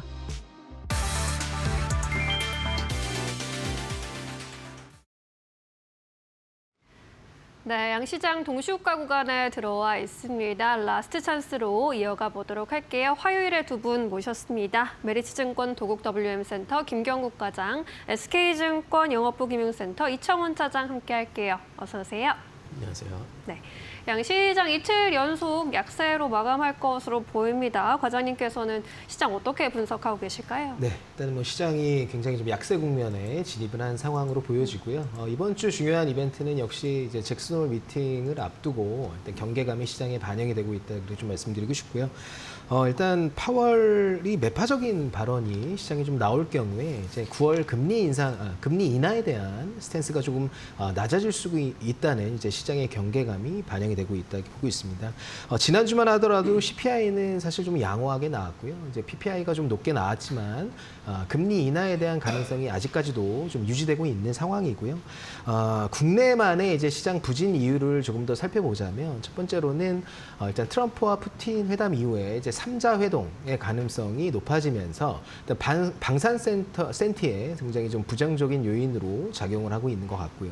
기존의 주도주였던 이제 방산 섹터에 좀 내려오는 요인으로 작용을 하고 있고, 특히 어제 이제 웨스팅하우스 관련된 노이즈들이 시장에 나오면서 이제 단독 기사가 나왔는데 이런 부분이 또 원전 관련주에도 센터에 이제 부정적인 요인을 끼치면서 방산 원전 섹터에 있는 모든 종목들이 오늘 부진한 모습을 좀 보였고요. 그리고 잘 버텨주던 이제 조선 섹터까지 부진한 모습을 보여주면서 7월을 좀 장식했던 주도 섹터였던 이제 조방원이 부진한 이유가 이제 지수를 끌어들이는데 요인으로 작용을 했다 그렇게 좀 보고 있고요. 결국 주도 섹터가 부진한 가운데 이제 지수도 상방이 좀 제한되는 모습이 향후에 진행될 가능성이 높다 그렇게 좀 보고 있고, 틈새 시장을 좀 공략할 수 있는 섹터가 어디인지 이제 시장의 관심이 좀 높아지고 있는 상황이다 그렇게 좀 말씀드리고 싶습니다. 그래서 아까 서두에 말씀드린 대로 잭슨 홀 미팅 이후에 사실 금리 인하에 대한 불확실성이 어느 정도 해소가 된다면 기존에 좀 8월 들어서 좀 괜찮았던 제약바이오 섹터에 있는 종목들이 다시금 한번 상승의 랠리를 펼 수 있지 않을까 그렇게 좀 보고 있고요. 그 중에서도 이제 릴리와의 기술성 평가 계약이 12월 만료가 되는 펩트론 같은 회사가 오늘 큰 폭의 조정이 나왔는데 사실 12월 달 이전에 릴리와의 상업용 계약 가능성을 주가에 계속 반영을 해왔던 종목이었기 때문에 이 부분이 다시 부각이 되면서 분할 매수로 현재 가격에서는 좀 접근해봐도 될 만한 가격대가 아닌가 그렇게 좀 보고 있고요. 특히 9월 달 키트루다 SC제형 관련된 승인이 예정되어 있고 또 10월에 출시가 임박한 알테오젠 같은 회사들도 사실 최근 들어서 조정이 다시 나왔기 때문에 저가 매수한 구간으로 판단하고 있습니다. 그래서 다시 한번 이런 틈새 시장을 노려서 제약바이오주들이 좋은 모습을 8월 말, 9월 초 보여줄 수 있지 않을까 그렇게 좀 보고 있습니다. 네, 지금 주도 섹터가 부진한 가운데 어떤 섹터에 주목을 해볼까 고민들이 많으실 것 같은데요. 바이오 섹터 내에서 좀 주목해 볼 수 있는 저가 매수 노려볼 수 있는 종목들 짚어주셨습니다. 참고해 보시기 바라겠습니다. 사장님께서는 시장 어떻게 분석을 해보고 계실까요? 갈 데 못 가니 이제 이렇게 충격이 우선은 나온 거죠. 네. 모든 출발은 지금 PPI인 것 같습니다. 지난주에 PPI가 시장 전망보다 우선 높게 나왔습니다. 그러다 보니 물가라고 하는 부분을 쉽게 잡을 가능성이 조금은 떨어진 거죠. 빅컷 가능성이 기존에는 조금이라도 있었는데요. 이게 발표된 이후 완전히 제로로 떨어집니다. 그러면 트럼프의 입장에서는 금리 인하에 대한 신호를 계속해서 시장에 보여줘야 하는데 그러지를 못합니다. 그래서 1차적으로 이렇게 물가를 자극할 수 있는 여러 가지 변수 중에 몇 가지는 제거해 나가자. 그중에 하나가 러시아와 우크라이나의 전쟁이 우선은 마무리되는데 조금 총력을 기울여서 곡물 가격이나 에너지 가격을 안정화시키려고 하는데 초점을 두고 있는 게 아닌가 그리 보여집니다. 그러한 관점에서 이제 이번 주는 잭슨 홀 미팅이라고 하는 게 있죠. 이번 잭슨 홀 미팅의 주제는 노동시장에 대한 부분입니다. 그렇다면 거시경제, 특히 통화정책에 영향을 미칠 수 있을 만한 금융시장에 대한 부분보다는 실물경제에 조금 더 초점을 둔다라고 하는 것인데 기준금리에 대한 변화, 인하, 여기에 대한 시그널이 이번에 또 민감한 시기에 파월 의장에 의해서 나올 수 있기 때문에 시장은 경계를 하고 있는 것이다. 그렇게 보여집니다. 큰 틀에서 살펴보면 결국에는 잭슨 홀 미팅이다라고 하는 것. 그런데 지난해도 그랬고요. 2023년에도 그랬고요. 잭슨 홀 미팅이 있은 이후로 시장은 영향이 없었습니다. 2022년에만 조금 많이 밀렸어요. 그런데 그 시기 한번 생각해 보면 금리 인상을 할 것인가 말 것인가 이야기가 많이 있었던 시기죠. 반대로 지금은 금리이랍니다. 그래서 전반적으로 물가라고 하는 이 한 가지 지표가 완전히 안정화된 것은 아닙니다. 하지만 조금씩 개선이 되고 있습니다. 파월 의장의 지금까지의 행보를 보면 아마도 동화 정책을 조금 완화시키려고 하는 이야기는 하지 않을 듯합니다. 그렇다고 할지라도 금리 인하에 대한 부분을 고려하지 않을 수는 없습니다. 그래서 전체적으로 이번 주 시장은 조금 조정 구간에 놓일 것이다라고 하는 개인적인 생각을 조금 가지고 있는데 시장이 사실 가파르게 많이 올랐습니다. 그 가운데 반도체는 크게 흔들리는 것 같지는 않습니다. 참고로 올해 3분기 기준으로 최근에 나온 리포트, 예를 들면 하나증권이라든지 유한타증권 모두 다 3분기 때 OP를 상향시킨 섹터 중 하나로 반도체 그리고 반도체 장비를 꼽았습니다. 2분기도 마찬가지였죠. 의외로 반도체에 대한 불확실성이 존재하고 관세가 미국이 부과를 할 것이다라고 하는 이야기가 나왔다 하더라도 2분기 때 실적이 은근히 괜찮았습니다. 3분기 때도 나아진다면 삼성전자를 기반으로 하고 있는 체인을 서플라이 체인을 구성하고 있는 많은 기업들의 실적이 조금 더 개선이 되면서 시장은 결국 살아나지 않을까 그리 보여집니다. 그래서 이번 주는 잭슨홀 미팅이라고 하는 하나의 이벤트 그리고 파월 의장의 발언 그것 때문에 시장이 밀립니다. 그러면 그게 소멸이 되는 국면에서는 시장은 어떻게 될 것인가? 반등할 가능성이 높은 거죠. 큰 틀에서는 시장은 결국에는 반등한다라고 여러분들이 생각을 하시고요. 이번 주 뭐 목요일이 되든 금요일이 되든 어느 정도 마무리 국면이 되는 시점에서 생각보다 실적은 잘 나왔는데 주가가 조금 빠져 있네. 그런 기업들은 여러분들이 매수 관점으로 접근하는 게 좋지 않을까 그리 보여집니다. 네, 지금 시장의 경계 심리가 뚜렷한데 이렇게 잭슨홀 영향을 받고 있는 거에 대해서 이제는 그래도 금리나 기대감이 있는 상황이기 때문에 반등할 수 있을 것이다라고 이야기를 해주셨습니다. 실적이 좋은 종목들 그리고 반도체가 주도주로 역할을 해줄 것이다라는 전망 계속 가져가주고 계시네요. 코스피 지수의 경우에도 1% 가까운 내림세 현재 포착이 되고 있습니다. 3,149포인트 진행하고 있고요. 코스닥의 경우도 1% 넘게 약세 구간에 머물러 있습니다. 코스피 200 역시 1% 가까운 약세 흐름입니다. 유가증권 시장에서 외국인이 5천억 원 넘게 출회를 하고 있고요. 개인과 기관의 매수 우위 포착됩니다. 코스닥에서는 외국인과 기관의 동반 매도 우위입니다. 우리 시장 마감합니다.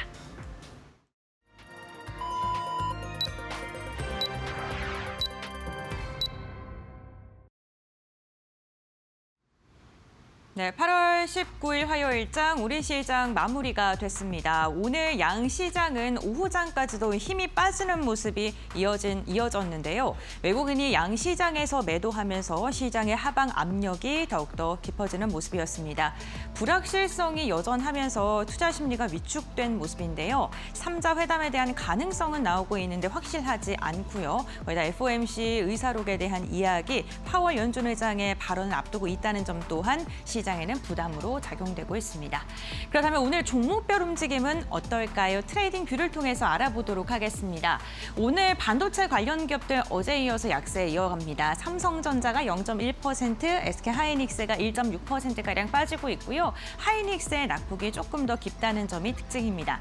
오늘 상반기에 우리 시장을 이끌었던 조방원 기업들이 전반적으로 부진했습니다.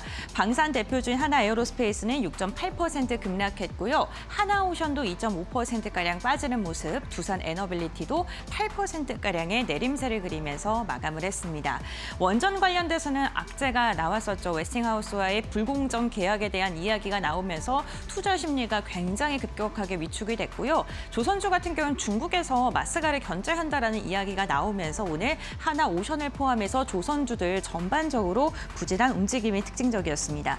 시장이 흔들리니까요. 금융 관련 기업들은 버텨줬습니다. KB금융이 오늘 2%가량 상승하면서 방어주 역할을 해준 것으로 보이고요. 크래프톤이 3분기 역대급 실적을 발표할 것이다라는 전망이 나오면서 4%가량 상승하면서 마감했고 완성차 기업들 7월 자동차 수출 호조 소식이 전해지면서 오늘 시장의 하락 대비 견조한 상승세를 기리면서 마감하는 데 성공을 했고요. 엔터주 좋았습니다. 하이브도 2% 이상 상승 마감하는 데 성공을 했습니다. 다음으로는 코스닥 시가총액 상위 종목들 트레이딩 뷰를 통해 알아보겠습니다. 오늘 오늘 상승하는 종목보다 하락하는 종목이 현저하게 많은 하루였고요. 이 상위권 종목 가운데서는 낙폭이 깊었던 게 코스닥이었습니다. 특히나 펩트론이 6% 그리고 삼천당제약이 2%가량 빠지면서 오늘 다이어트 비만 치료자 관련 기업들 부진했고요. 알테오젠도 2.8%가량 밀렸고 바이오 제약 관련된 기업들 전반적으로 약한 가운데 파마 리서치가 그나마 선방을 해주는 모습입니다. 지금 리튬 가격 상승이 지속되면서 2차 전지 기업들은 괜찮았습니다. 에코프로 그룹주들은 일제히 상승했고요. 원익 IPS는 5% 이상 상승한 가운데 반도체 소부장 일부 종목을 빼고는 대부분이 좀 하락을 했다는 것도 체크해 보시면 좋을 것 같고요. 게임주와 엔터주들이 오늘 시장에선 괜찮았었는데 펄어비스 그리고 컴투스가 오늘 상승 마감하는 데 성공했고요.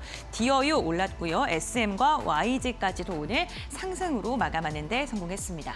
다음으로는 시가총액 상위 종목들 함께 알아보도록 하겠습니다. 오늘 주요 지수단을 먼저 바라보게 된다면 유가증권 시장이 0.8%가량 빠졌고요. 코스닥이 오늘 깊었습니다. 1.2%가량 무너지면서 787, 790선도 내어주는 모습이었고요. 코스피도 3,151까지 주저앉는 모습이 특징적이었습니다. 그렇다면 수급 상황 어떤지 함께 확인을 해보도록 하겠습니다.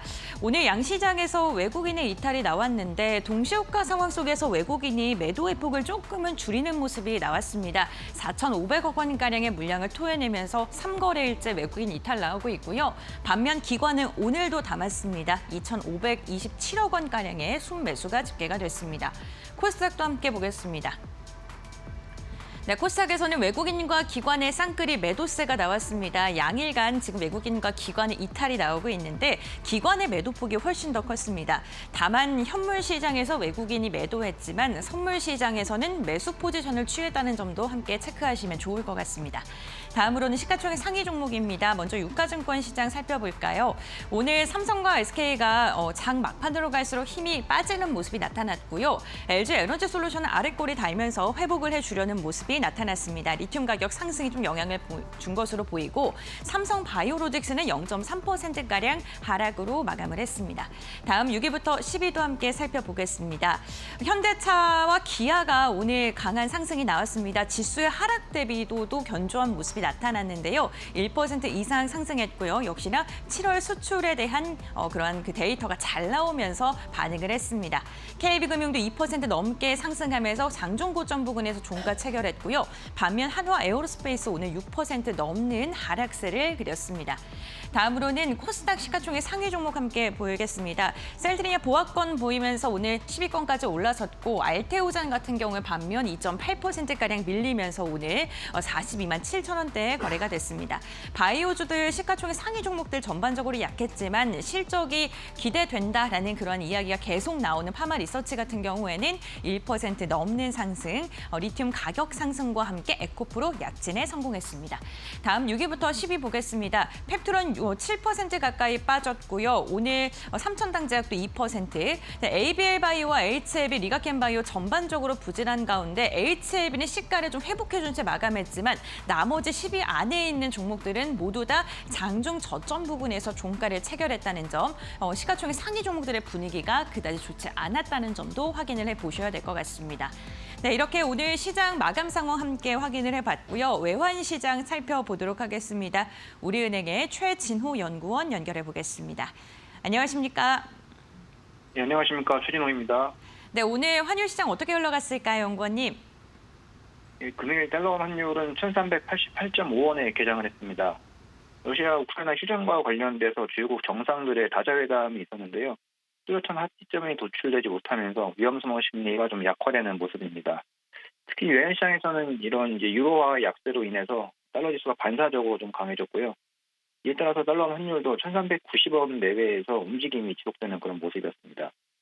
특히 이제 장중에는 달러 환율은 이제 방향성을 나타나기보다는 수급에 연동되는 그런 흐름을 보이는데요. 국내 주식 시장에서 외국인이 순매도를 보이면서 달러 환율이 상승하는 그런 흐름을 보이다가도 1,390원대에서는 수입 업체들의 좀 결제 수요가 많이 나타나면서 다시 레벨이 낮아지는 그런 패턴이 반복되게 됐습니다. 이처럼 이제 최근에는 달러 환율의 흐름이 아무래도 방향성 플레이보다는 1,380원에서 1,390원대 레벨의 박스권에서 흐름이 계속되는 모습인데요. 아무래도 글로벌 경제 환경에 대한 이제 불확실성이 좀 있고 요즘 발표되는 경제 지표에 대한 그런 해석도 의견이 좀 분분하게 엇갈리고 있는 상황이 그런 영향이 미쳤다고 볼 수 있겠습니다. 트럼프 대통령의 관세 정책이 인플레이션에 미친 영향, 그리고 경기 둔화에 그런 미친 영향이 아직 불명확하고요. 그에 대한 해석도 좀 여러 가지로 갈리는 상황이라 달러 환율도 방향성 탐색 기간이 조금 길어지고 있는 것으로 보입니다. 이런 상황에서는 아무래도 좀 수급에 연동되는 그런 흐름을 보일 수밖에 없는 상황이라서 오늘도 달러 환율 같은 경우는 1,390원 레벨에서 횡보 흐름을 보이다가 그러면 이제 15시 30분 서울 외환시장 종가는 1,390.9원을 기록하면서 마감했습니다. 이상입니다.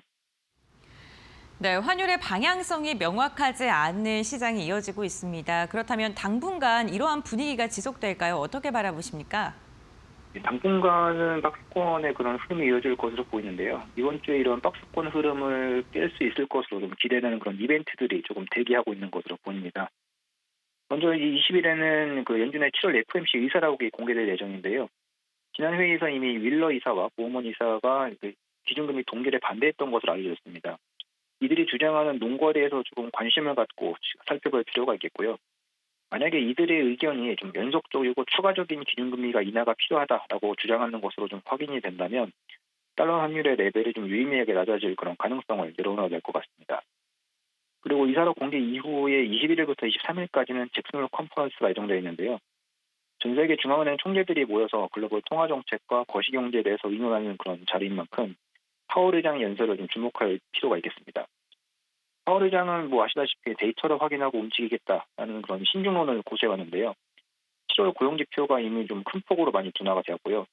또 지난주에 발표했던 생산자 물가는 좀 반등을 많이 한 상황에서 과연 파월 의장이 어떤 색깔을 나타낼 것인가, 이것이 큰 관심사라고 볼 수 있겠습니다. 파월 의장이 평소 이제 고용시장에 대해서는 실업률을 주목해야 한다라고 이렇게 발언을 자주 했던 것으로 알려졌는데요. 노동시장의 수요 위축에도 불구하고 공급이 함께 위축되고 있기 때문에 그 균형점이라 볼 수 있는 실업률이 큰 변화가 없다면 노동시장의 불균형을 근거로 해서 기준금리를 선제적으로 인하할 필요가 없다라는 그런 논리가 성립할 수가 있겠습니다. 이런 시각이 여전히 유지되고 있는지 그런 것에 따라서 달러지수의 향방이 좀 결정될 것으로 보이고요. 국내 측면에서는 워낙 강세를 자체적으로 이끌 만한 그런 요인이 상당히 제한적인 것으로 보입니다. 그래서 당분간 달러 환율은 달러지수의 흐름이 연동되는 그런 모습을 보일 걸로 예상하고 있습니다. 이상입니다. 네, 알겠습니다. 이번 주 미국 중앙은행과 관련된 이슈가 좀 몇 가지 나올 것으로 보이는데 그 결과에 따라서 환율의 방향성이 좀 결정이 될 것 같다라고 이야기해 주셨습니다. 오늘 말씀 여기까지 듣겠습니다. 고맙습니다. 감사합니다. 네, 어제에 이어서 오늘도 양대 지수는 약세를 그렸습니다. 지금 미국과 러시아, 우크라이나 3자 회담 가능성, 그리고 미국의 기준금리 향방, 우리나라의 세제 개편안까지 대내외 불확실성이 이어지고 있기 때문으로 해석이 되고 있는데 이번 주 시장 흐름 어떻게 계속 전개가 될지 전략 더 꼼꼼히 세워보도록 하겠습니다. 과장님께서는 내일 포인트 어떻게 잡아가고 계실까요? 네, 일단은 내일도 여전히 이제 지수의 상방이 조금 제한될 수 있는 흐름이 나올 거라고 일단 보고 있는데 이번 주 내내 잭슨홀 미팅에 대한 경계감이 아직까지는 좀 살아 있을 것 같고요. 그리고 또 주도 섹터의 부진이 일단 기술적인 차익 실현에 대한 욕구도 좀 있을 것 같고 또 기간 조정도 좀 필요할 것으로 보이기 때문에 주도 섹터가 부진한 가운데 지수의 상방은 좀 제한될 가능성이 높다 그렇게 좀 보고 있습니다. 그런데 그러면 이제 지수 상방을 제한하고 움직일 수 있는 섹터에 대한 일단 8월 말 9월 초로 넘어가면서 그런 섹터에 좀 주목해 볼 필요가 있을 텐데 일단 첫째는 9월 정기국회를 앞두고 일단 오늘도 그랬지만 이제 원화 스테이블 관련된 종목들의 흐름이 그렇게 나쁘지 않은 모습을 보여줬는데 오늘 특히 카카오페이 같은 종목들은 오늘 3%가 넘는 상승을 좀 보여주기도 했습니다. 그래서 현재 관련된 법안이 지금 발의가 된 상황이고 일단 9월 달에 법안으로 제정될 확률도 좀 높아지고 있는 상황입니다. 그리고 금융위에서는 10월 달에 정부안을 내놓겠다는 이야기도 나오고 있는 상황이고 또 일본에서는 기업 대상으로 하는 발행도 이제 스테이블 코인과 관련된 발행도 핀테크 기업에게도 어제 이제 뉴스가 나온 내용인데 열리게 된 상황이기 때문에 전체적으로 외부 변수가 스테이블 코인과 관련된 섹터에 나쁘지 않은 상황으로 전개가 되어 가고 있는 상황이 있고요. 또 정부의 그러니까 새로운 정부의 정책적 방향과도 일치가 되는 부분이 있기 때문에 1차 랠리를 끝내고 기술적인 조정 그리고 기간 조정을 좀 충분히 겪은 원화 스테이블 코인과 관련된 섹터의 움직임이 다시 한번 재개될 가능성이 있지 않을까 않을까 좀 그렇게 보고 있고요. 그리고 2030년 준공까지 이제 투자 세액 공제가 이제 확정이 된 신재생 에너지 쪽도 법안 발의와 관련된 수혜를 좀 받을 수 있을 것으로 보고 있는데 아리백 산업단지 특별법안이 일단 발의가 된 상황이고 이 부분도 역시 9월 정기국회에서 논의가 되거나 통과될 가능성이 충분히 있는 것으로 보이고 있습니다. 그래서 이런 정책적인 지원 그리고 외부 변수도 우호적이기 때문에 풍력 쪽에서는 CS윈드 같은 종목들이 좋은 흐름을 보여줄 것 같고요. 일단 퍼스트솔라가 이틀 연속 급등을 했기 때문에 태양광 섹터 안에 있는 하나솔루션 같은 종목들도 당분간은 좋은 흐름을 좀 이어가지 않을까 그렇게 좀 보고 있습니다. 네, 이 정부 정책 관련해서 기대감 받을 수 있는 섹터 주목해보자라는 의견 주셨습니다. 스테이블 코인 관련주 조정을 좀 충분히 겪고 다시 랠리를 준비할 수 있는 구간으로 볼 수 있겠고요. 신재생 에너지 쪽도 반등 좀 기대해볼 수 있는 종목들 짚어주셨습니다. 자, 이어서 이청훈 소장님께 또 질문 드려봐야겠네요. 내일 포인트 어떻게 잡고 계실까요? 시장이 또 어느 정도 밀릴까? 이제 그게 중요한 게 될 것 같습니다. 다만 제 개인적으로 코스피가 3,100포인트까지 내일 당장 밀리거나 그러지는 않을 것 같고요. 외국인들이 장 후반 들어서 수급이 조금 턴이 되는 양상을 보였기 때문에 결국에 오늘과 같은 이런 가파른 하락은 나오지 않을 것이다. 그리 생각을 하고 있습니다. 그렇다면 코스피는 대략 3,200포인트 내외에서는 계속해서 가격을 결정짓는 그런 모습이 나오지 않을까 그리 보여집니다. 그런 면에서 다른 것 배제하고 지금 섹터를 조금 잘 선정을 해서 여러분들이 대응하는 것 거기에 조금 초점을 맞추시면 되는 한편으로 또 그런 내일 장이 되지 않을까 그리 보여집니다.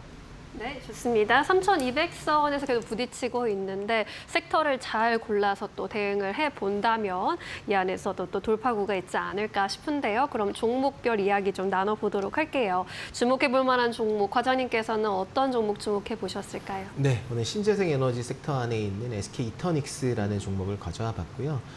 이 업체는 SK D&D로부터 24년도에 인적 분할된 이제 신재생 에너지 디벨로퍼라고 생각하시면 될 것 같고요.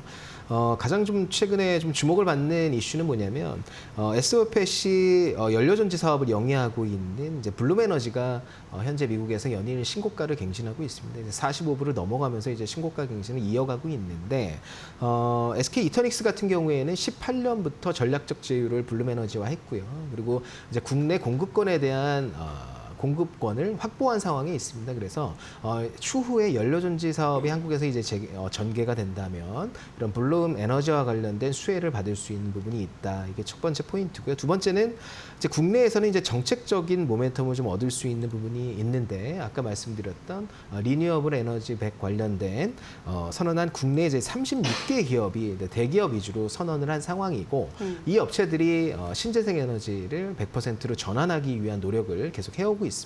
근데 SK 이터닉스 같은 경우에는 이들을 대신해서 전력 구매 계약을 대행해주고 구조화해서 이익을 낼 수 있는 그런 업체이기 때문에 향후에 이런 정책적인 부분의 수혜를 받을 가능성이 높다. 그렇게 좀 보고 있고 26년도 영업이익 추정치가 대략 한 750억 정도까지 나와 있는 상황이기 때문에 현재 주가 수준의 밸류에이션이 그렇게 높지 않다. 그래서 펀더멘털적인 측면으로 봐서도 SK 이터닉스가 현재 자리에서는 충분히 좀 매력적인 구간에 진입해 있는 것이 아닌가 그렇게 좀 보고 있고 기술적으로도 오늘 조정이 좀 크게 나왔기 때문에 충분히 한번 매수로 접근해 볼 만한 가격이 아닌가 그렇게 좀 보고 있고요. 목표가는 3만 원 정도까지는 충분히 갈 여력이 있다. 그리고 손절 라인은 2만 원 정도로 잡아도록 하겠습니다. 네, 역시나 신재생 에너지 쪽에서 골라주셨는데 정부 정책 계속 수혜 기대되는 종목은 관심 계속 가져가 보자라는 의견이고요. 밸류에이션도 매력적인 구간이다라고 짚어주셨습니다. SK 이터닉스 목표가는 3만 원까지 바라보도록 하겠습니다. 사장님께서는 어떤 종목에 주목해 보셨습니까? 예, 저는 키움증권인데요. 이번 주에 시장에 조금 조정이 나온다고 해서 시장이 지금 부러지거나 그런 상황은 적어도 제가 봤을 때는 그러지는 않습니다. 큰 틀에서는 시장은 지금 잘 가고 있고요. 잠시 숨고르기를 하고 있습니다. 그러면 지금과 같은 상황에서 각 증권사들 최근에 밸류업과 관련된 이야기가 나오고 2분기 때 실적도 나름대로 괜찮았죠. 특히 이 수수료를 기반으로 하고 있는 브로커리지 부분에서의 시장 점유율이 높은 기업. 국내 주식 같은 경우에는 키움증권이 29% 정도로 압도적으로 1위입니다. 2위가 포스토스증권이고요. 이러한 상황에서 해외 주식도 이제 우리가 참여를 하는 개인 투자자가 많이 늘어납니다. 덕분에 올해 2분기 기준으로도 실적도 순이익이 3천억 원이 넘어가는 좋은 성과를 보였습니다. 주가 흐름이라고 하는 게 그렇습니다. 우리가 장이 좋으면 증권주는 올라가더라라고 하지만은 10년 정도 데이터를 가지고 딱 살펴보게 되면 사실상 우리의 코스피는 코스닥이 더 올라갔죠. 하지만 각 기업들, 증권사들의 주가가 올라간 건 아닙니다. 오히려 브로커리지라고 하는 이 한 가지 변수를 기반으로 각 증권사의 수익성 개선율과 주가 흐름을 비교하면 그게 딱 맞아떨어집니다. 네. 키움증권이 거의 유일한 회사입니다. 그래서 키움증권이 지금과 같은 높은 수준의 시장 점유율과 수수료를 기반으로 하고 있는 수익을 보여준다면 시장이 좋아졌을 때 가장 탄력적으로 움직일 종목은 결국 키움증권이 될 것이다. 그리 생각을 하고 있습니다. 목표 주가는 25만 원이고요. 손절 가격은 17만 5천 원 제시해드리겠습니다. 네, 시장 전반적인 반등을 좀 기다려보면서 키움증권 살펴보자라는 의견이었고요. 목표가 25만 원까지 제시해 주셨습니다. 종목별 의견도 잘 참고해 보시고요. 이제 내일장 한마디 요청해 볼게요. 과장님 어떤 메시지 주시겠어요? 네, 일단 정책 관련주에 관심을 가져보자. 이렇게 좀 한마디로 말씀드리도록 하겠습니다. 네, 좋습니다. 차장님께서는 어떤 의견 주시겠습니까? 저는 섹터 선택이 지금 정말 중요한 것 같습니다. 섹터 선택 공략에 주목하자. 그렇게 이야기 전해드리겠습니다. 네, 두 분 의견 잘 취합해 보시고요. 내일도 현명하게 대응해 보시길 바랄게요. 여기서 인사드리겠습니다. 고맙습니다.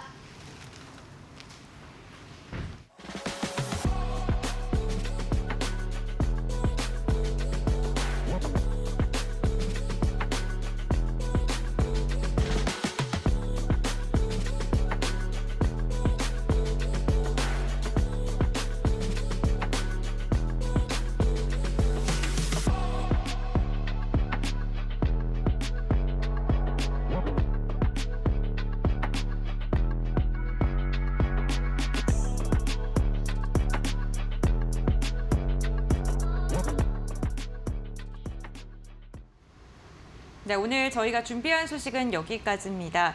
무더운 날씨와는 다르게 우리 시장은 답답한 움직임이 이어지고 있는데요. 내일도 저희와 함께 하시면서 또 현명한 투자 전략 세워보시면 좋을 것 같습니다. 네, 오늘도 정말 고생 많으셨습니다. 내일 더 좋은 투자 정보와 함께 찾아뵙겠습니다. 시청해주신 여러분 고맙습니다. 오늘도 내일도 파이널샷!